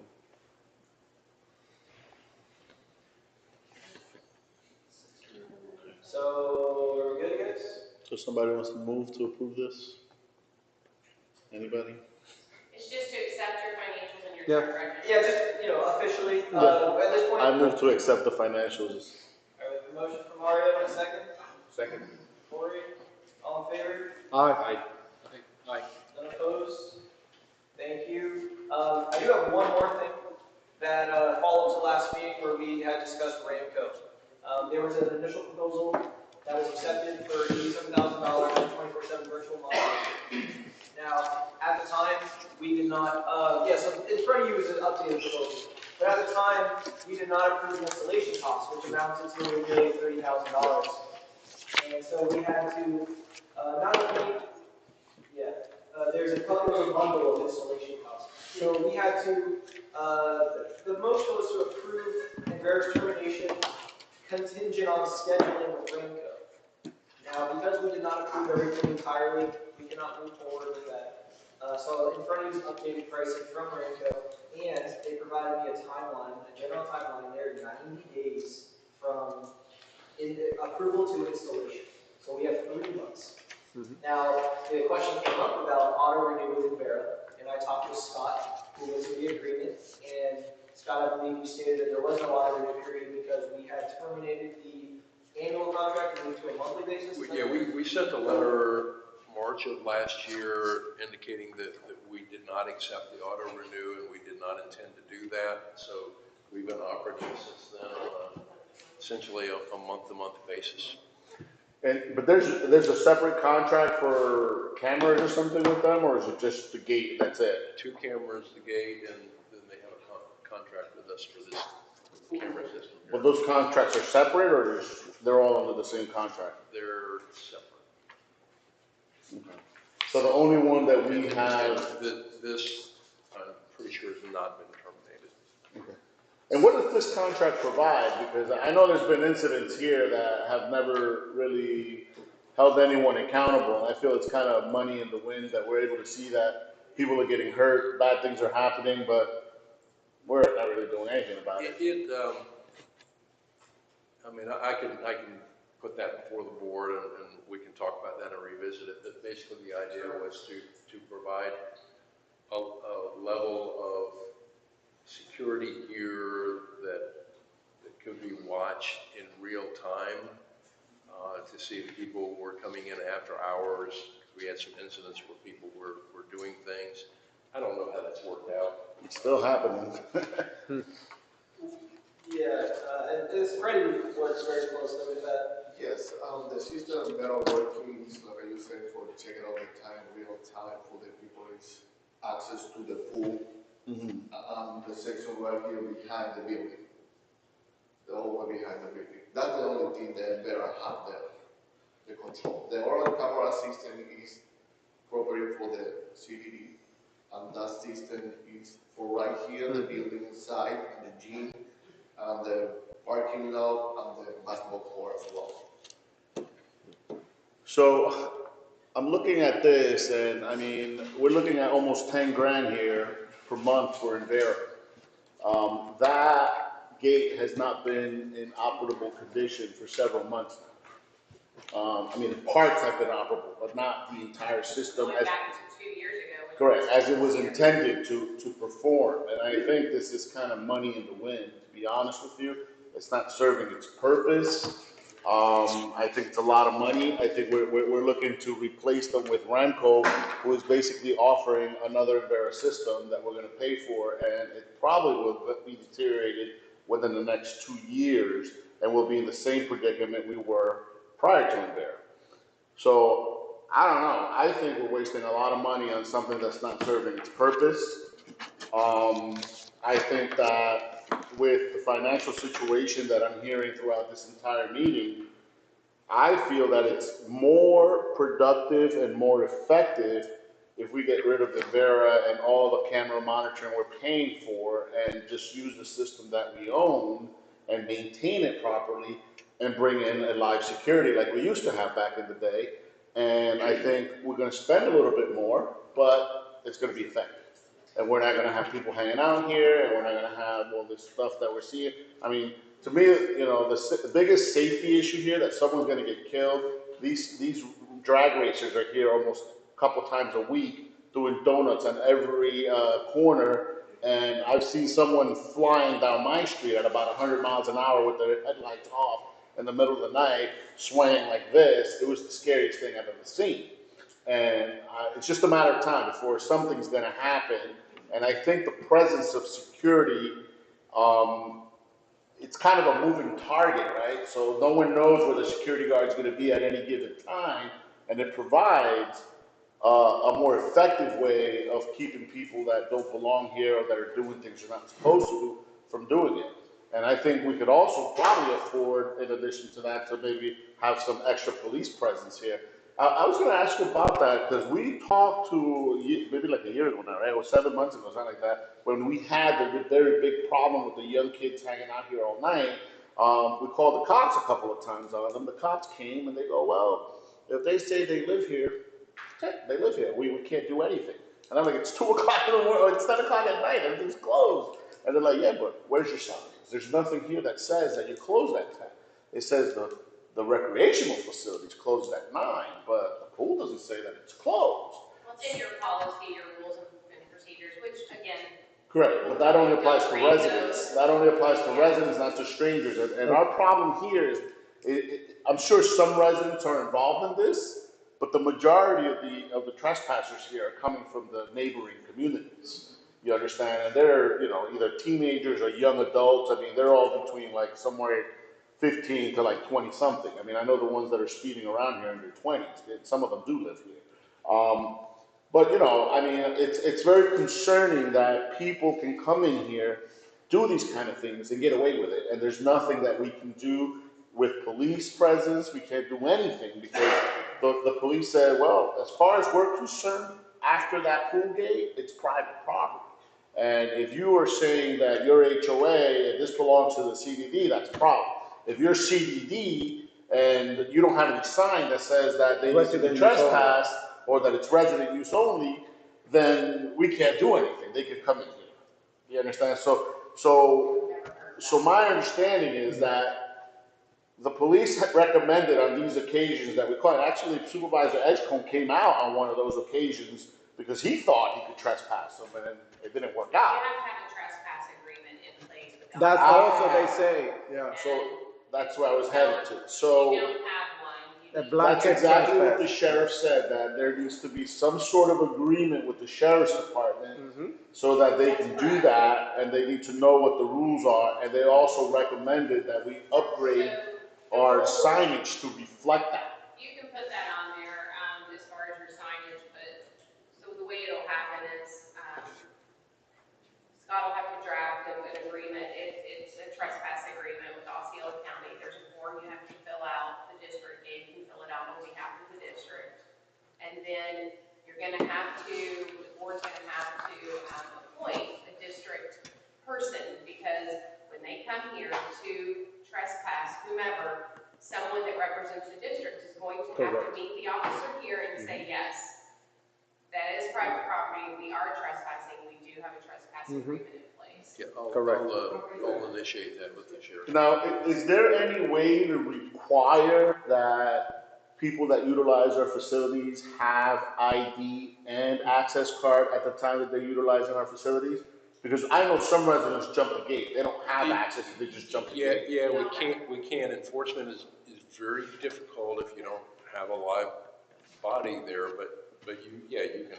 But at least to make it official, and then if we can get a live security guard at some point, then that's kind of a starting point before police get involved. You're gonna pay a lot of money to a security guard to check IDs and access cards. Well, that's not all they're gonna do, though, they're gonna patrol the neighborhood.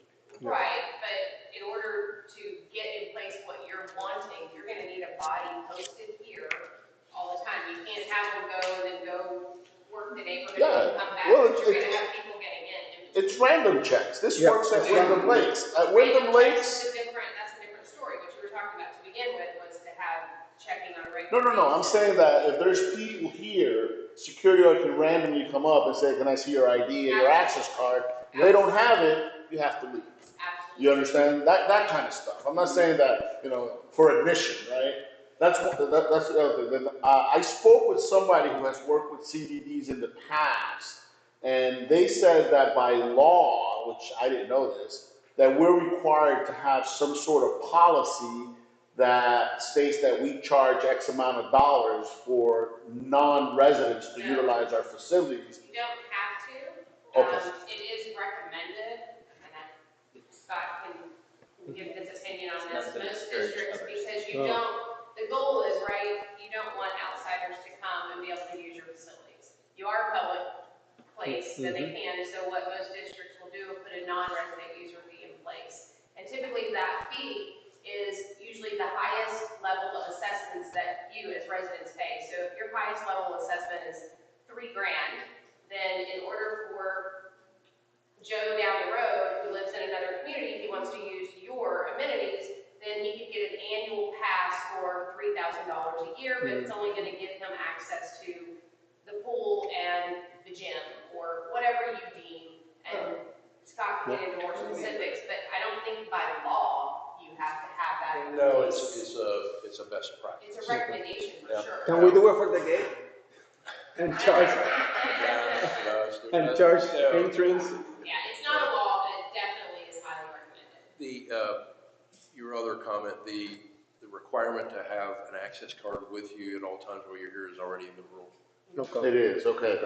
And so what would be the process then to try to get our signage updated to reflect the actual current rules? I'll look at that in connection with my outreach to the sheriff, because what I want to know is, well, what sign is going to get you to enforce a trespass? Gotcha. That's good. But not only that, also like the rules are outdated. What's out there, it's kind of outdated. Not all those rules are accurate anymore. And again, I don't know how often this is checked, but Department of Health just updated the requirements for pool rules that have to be posted. There's certain size, there's certain everything. So if the board wants to get your signs updated in correlation to your policies, then I would just ask that you make a motion to have staff get updated pool rules and order the signs to get them. Now that you mentioned the pool, I know some of the pool, they're supposed to have the pH levels and all that. I don't know if that's required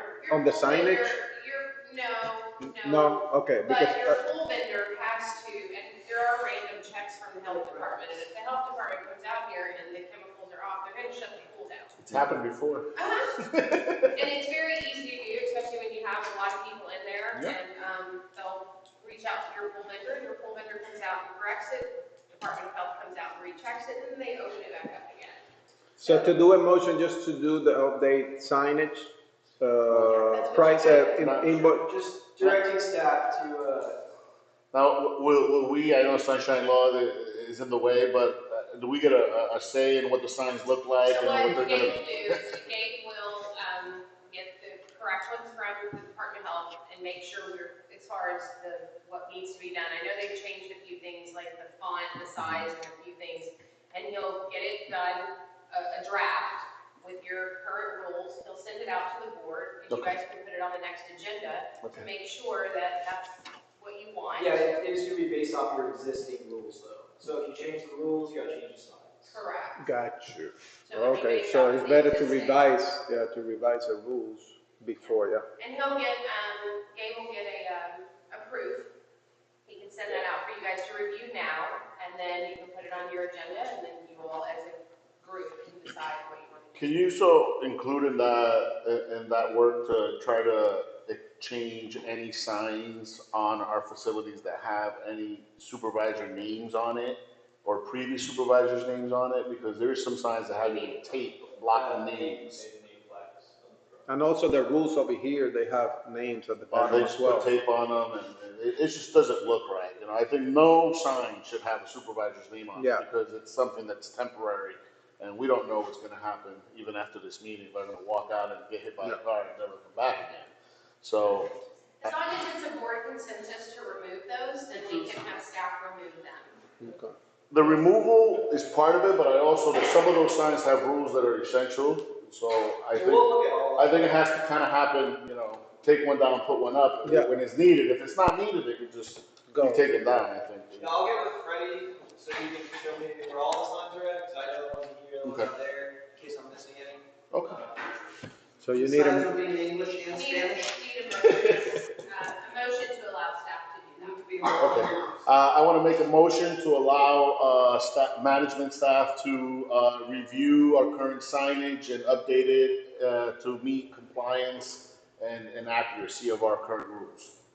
you know, what, that's not gonna be done until we revise the And rules. then we'll send over proofs to the No, board. but they're going to start working on it to get pricing and stuff, right? No, because we need to revise the rules first, because if we change something, then, Yeah, well, and we can break it down too. We can break it down into pool rules and internal rules as well. But I imagine the rule revisions you're going to change are not going to change pool use. Probably. gotcha, okay. So that's where it's like we can at least start the work. And a lot of the sign companies allow revisions, right? So they send you a proof and they say, oh, can you add this instead? Got, Can you okay, remove this? okay. So that's a motion by Mario. Second. Second by Corey. All in favor? Aye. Aye. None opposed? It carries. So By the way, talking about updating, can you either contact the sheriff's office or either in Vera about when the alarm triggers here? The two persons that now are gonna be in charge, they will be the same. point of contact. Yes, point of contact will be two of the new board and members, chairman and vice chairman. So to wrap up Ramco, it sounds like we're not going to move forward with this, but just so I can get it. I agree. I don't want to move forward. Well, and so Mario, to your point, you have $88,000 budgeted to security. So we were not aware at the time that this was a bundle, right? This is at $138,000, $50 grand over, right? So I'll be the first one to say that's not budgeted for. You don't have an extra $50,000 lying around, especially when we look at the roads, and we look at the pipe work, and we look at everything else. Do we have any bids for a 24/7 security guard? Freddie obtained a few last year. They're gonna be way stale now. Yeah, everything has gone up. That's the increase here. There's like a $3,000 increase, and that's them being nice. I went to the same vendor that we have, the Magmasec. They gave me the $22 an hour, and then a vehicle as well. You know, everything is here. So I was calculating, but it's like 15, you know, give or take, 15,000 a month.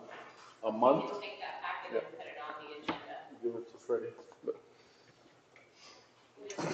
How old is that? It's like a week or so, 2 weeks. Is it I good want for to 30 follow with days? the order for that day. Yeah, just let them know that we're gonna put it on the next agenda and that they'll hold the pricing. So It's a big deal. I mean, can we try to get a couple more proposals? Yeah. So first, let's take it piece by piece. Ramco? No. Okay, so I'll let them know. Now, as far as Do we have to make a motion for that, right? No? no, not if you're just turning something down. Now, as far as this goes, you know, apples to apples, what is it they want the proposals for, so we can explicitly get that. They're gonna Like to take match that. this exactly. Yeah, different vendors? correct. 24-hour security with a So vehicle. one security guard, 24/7? One. We'll just match it based on this. Okay. Yeah. Alright, so now I'm done. That was it, the rank, that was the last one. Now moving on to Freddie. Yes. I have a couple items I want to talk about it. On the field report, the item number 6, the agenda page 99. Okay. The trees? Item 6. Oh, the pavers, yeah. Yeah. Oh, and for you guys, let me interrupt you. Rather than go through the field item one by one, Freddie will cover a couple, and then if you see anything egregious that you want to cover. But, you know, a lot of this is informational, saying, hey, here's something that they're going to assign to a vendor. So unless you really want to go through each item, then just wait till Freddie does his Yeah. thing. Yeah, that's not, I think, more important. If I have a question, it's fine. Okay, the vendor completed 80% to the job. The only thing was pending. This white here in the area next to the spa. Yeah. Okay. Because when the vendor was working there, he found a possible existing gutter turtles in that area. And that's not protected by the state law. What he found? Gopher turtles. Oh, gopher turtles. Oh, wildlife. Yes. So, Gopher turtles. so the first thing he gave me a call and let me know that that's the protected Yeah, species. wildlife. Yeah. So he started the job. He already received the 50% of the job from the beginning. Okay. So he gonna set a credit for the job and give it a discount for that one. So Now, can't those turtles be removed by the Florida wildlife people? we have to give it a call. We already are working on that one. It's not just a simple process. Yes. You have to have an environmental, we work with developers, we want to develop a new area. If you find a gopher tortoise there, it has to be protected. There's only specific sites in the states that are approved as a receiving site. And then to be able to relocate those over there, you have to get approval. And these sites, they charge a big amount of money to receive these turtles there. So it's not just, Really? it's a process. That I don't have a lot of experience with the tailors installation, and that's the first thing he told me is how. Now, do we know anything about the behavior of these turtles? Are they there temporarily just while they're breeding, or are they going to just hang out there for life? You don't mess with them. That's what we know. No, because I hear at the beaches, right? Certain beaches, they just come out, they nest, and when they're done, they're gone. Yeah. Yeah. These are protected. Yeah, these are protected. Do some reading on that. Gopher turtles. Yes. The other item is important as well. Is the item 15, is in the page 104. Oh, sorry, Freddie. I had walked around this path, right, with the pavers, and I think the guys did a great job. Now, one thing that I'm concerned about is that they only put cement to hold it together in certain areas. And I'm going to tell you that, in my experience, it's the dry season. So the soil is hard and the pavers aren't moving. But as soon as the rainy season comes, that soil will get soft and those pavers are going to start sliding in, and we're going to have the same problem we had before. We won't be able to clean them because a lot of dirt's going to come back up. I think that part of this bid should have included digging out at least a small trench around the edge of the entire path and put a nice concrete amount there to prevent shifting from the. Yes, I understand your question. That's something I'll follow up with the vendor. But in the initial proposal, the concrete installation, that will be only in the section when they repair, not all the time. Okay. Gotcha. Can you probably try to get a price to do that?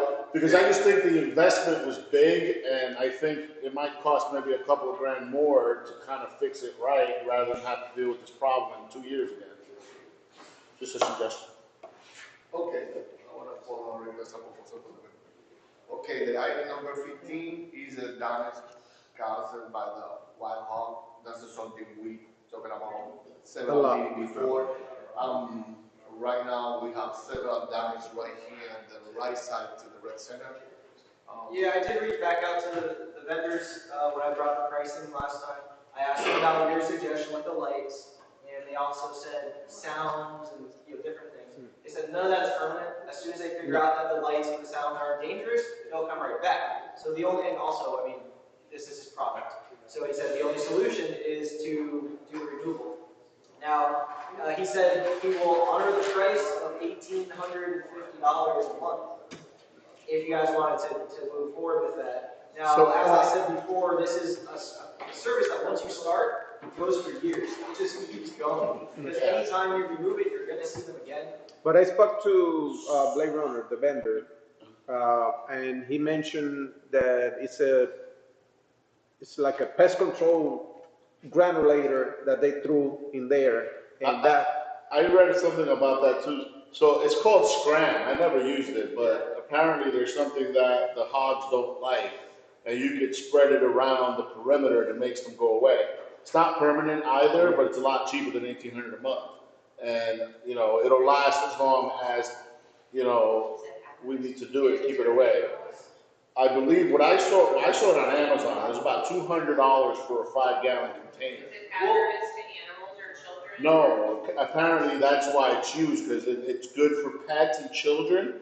But I don't know if it's the smell, because it's a very, very mild smell that only certain wildlife. Yeah. Yeah, because I'm not aware. Or go for total scissors, like if it's really hazardous to them, that's, now that you know there's one, you gotta make sure that it's not. Oh, that's of course, definitely. Start taking those things off. Because intuitively, I'm thinking trapping, right? That sounds like a good idea. But this extensive damage is not done by 5 hogs. These are like 40, 50 hogs running out there. Oh, you never have this five. And they're endemic to this area, because I lived on the east side over by Christmas, and I bought a piece of land that I sold immediately because I was surrounded by them.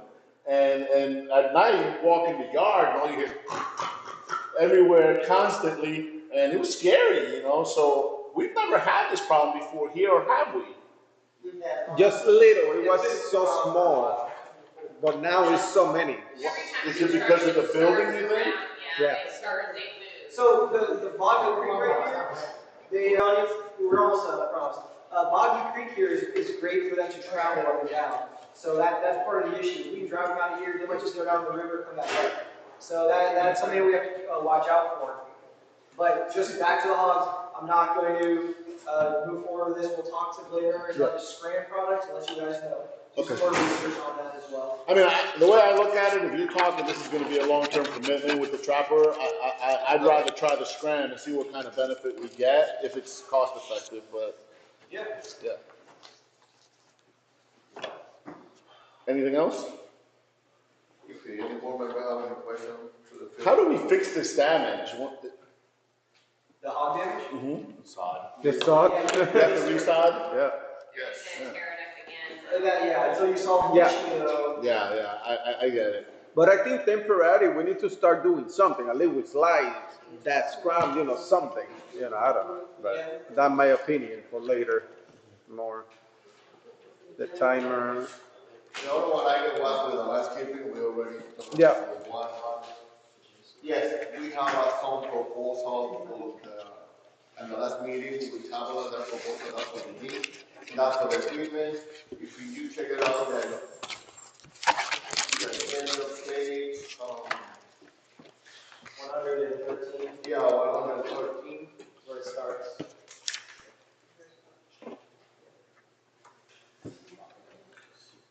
So what is the situation with the gym? Because I mean, as Supervisor Comas highlighted, I haven't been to a meeting in a while, and this gym thing has been on the agenda on several occasions. And were the machines never replaced, or are they just breaking? Or we have a multi-gym section right there. That's the original for the beginning of the community. And the problem is the vendor is hard to find the part because it's also like he can't find it. So for this situation, we will write a proposal for the multi-gym with different options. And it's an option, right now we're in 2023. We have these digital gyms now, more cost less than this. You can buy 2 of those for the price of this or 3, pretty much. You know, the Nordic, you know, that you can put it up and see where you're going with the tablet, you know, make it more, I don't know, appealing to 2023. Peloton. Can we find some, you know, proposals on those type of equipment? And that's less space because that goes against the walls and. Yeah, we can request a new proposal for the vendor, but you understand this kind of equipment is commercial equipment, is not residential equipment. This kind of equipment generally just for residential. They're probably gonna be free for a new equipment as well. That is something you have to talk about. Yeah, because I've been seeing the gym and the amount of people coming in, it's not that many. And to put all this money to something that maybe 15 people are using, you know, it's not, I don't So the know. other thing to keep in mind is that those upgraded ones might be costlier to maintain. I don't know. Well, correct, because they got subscriptions and all that, you know, and also to maintain. Every gym I've ever seen that allows teenagers in has broken equipment. So, you know, I know some of the gym that I used to, you know, in a clubhouse I used to oversee, the kids stole stuff and they broke stuff all the time. Gotcha. No, that's another one. No, they're more fragile. So what is the issue right now? What does not work? No, right now it's working. Okay. But the problem is that the multi-gene is too obsolete. So I'm here advice for. But it works. But it works. It's working, but you can find only one part. All right, I think, my opinion is that we should do more research as to what is the best, not only price out of the outset, but also maintenance costs. Correct. You know, yeah, so, you know, whatever we can get the best deal that gives us, you know, the best price with maintenance included, so that they can come out and check it out themselves and make sure they oil it up and they do whatever it needs to take so that it doesn't break. So we'll table all of these. Yeah. Yeah. I think we really need to look into what is being used by our residents. Correct.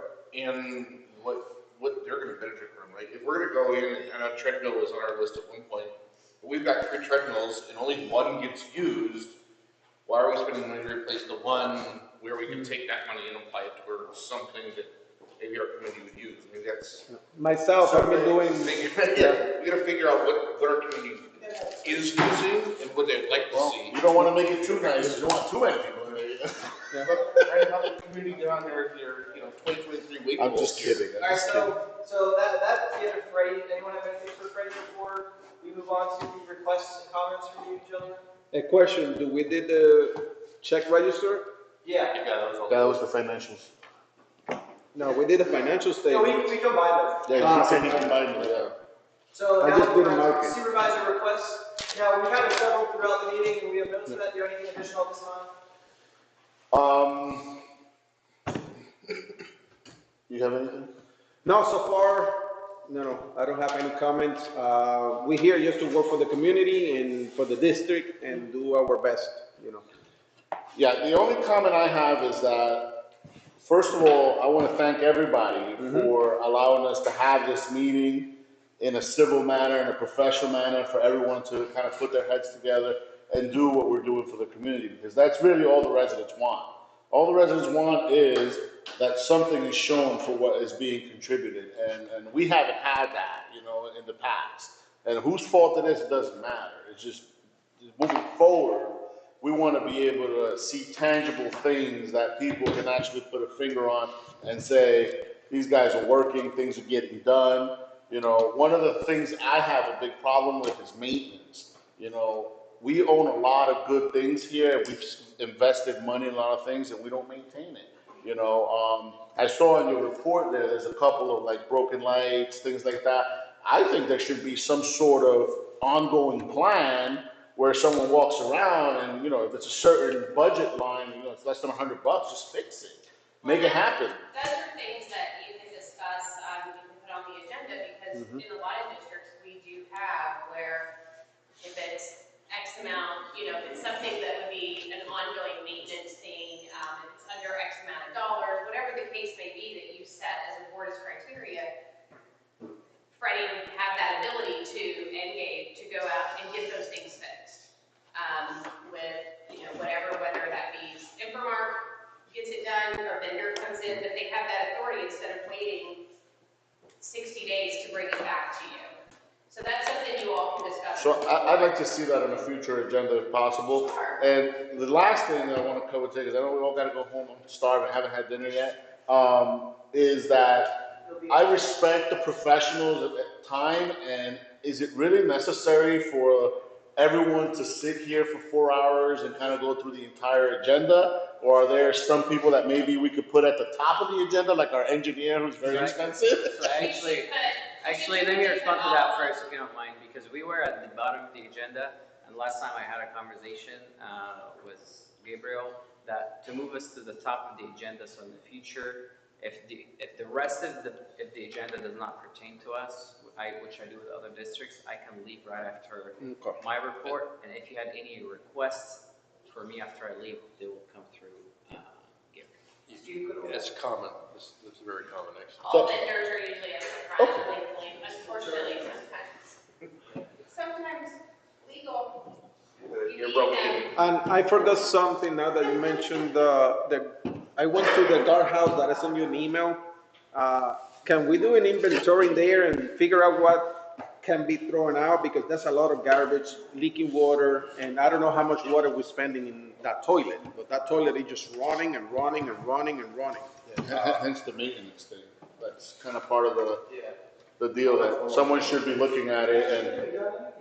And I mean, I know that we're not using the guardhouse right now, but I think in all fairness, it should be maintained. It should be in proper order. It should be clean.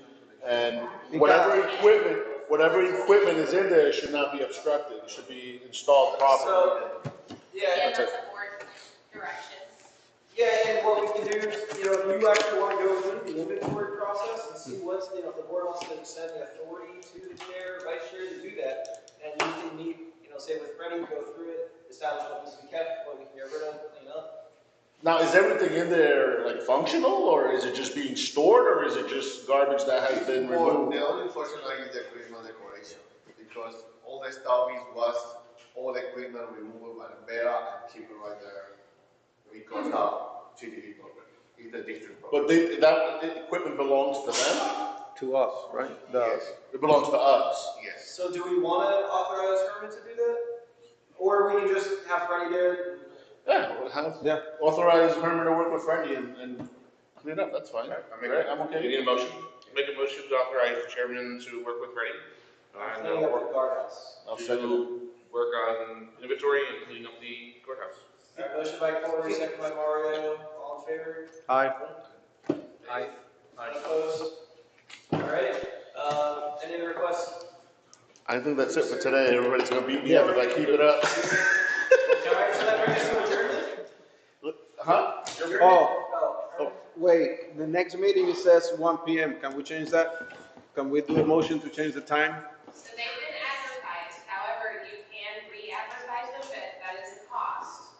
How much? We have to find out, how much it is.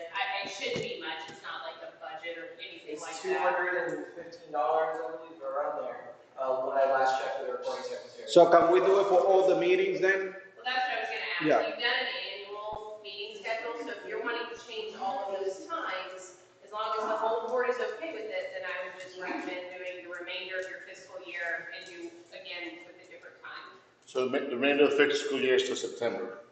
Mm-hmm. And is it feasible to add meetings, or we're stuck with what we have? No, you can add meetings. The only thing I would, understand, you have a certain budget, right? You've already budgeted for X amount of meetings for supervisor pay. You have a legal line item, you have an engineer, so when they have to come to these meetings, those are all billable. So just keep that in mind, with what you've already budgeted. You've already budgeted for X amount of meetings, which is y'all's pay. So if you go over that, it's gonna be a budget, you're gonna be over. So just keep that in mind, but yes, you can add meetings. Was there a plan, I don't know if it was here, that between certain months, it was gonna be a monthly meeting, and then the rest of the year is every 3 months? Wasn't that changed to that? Part of the hurricane. That was at the beginning of June. We added one last year, And when we set the new fiscal year, I specifically circled back saying, do we want to make this a normal thing? And we said, no. How much is our expense per meeting right now? It's $1,000 for you all, right? Yeah. And then All in all, however long your engineer's here, however long council's here, those are billable, and then your management is not. You can just, it's $175 an hour for meetings. right now, your average cost is $2,500 a meeting. Yeah, I just think that there's a lot to do, and we're spending 3 to 4 hours. If we have more frequent meetings, it might be an hour and a half or 2 hours, and it might be the same expense, maybe a little bit more, but not much. Well, you can effectively, if you double your meetings, you can double your costs, right? It's an easy way to look at it. Not if they're half the length. Well, the payroll doesn't change. Right.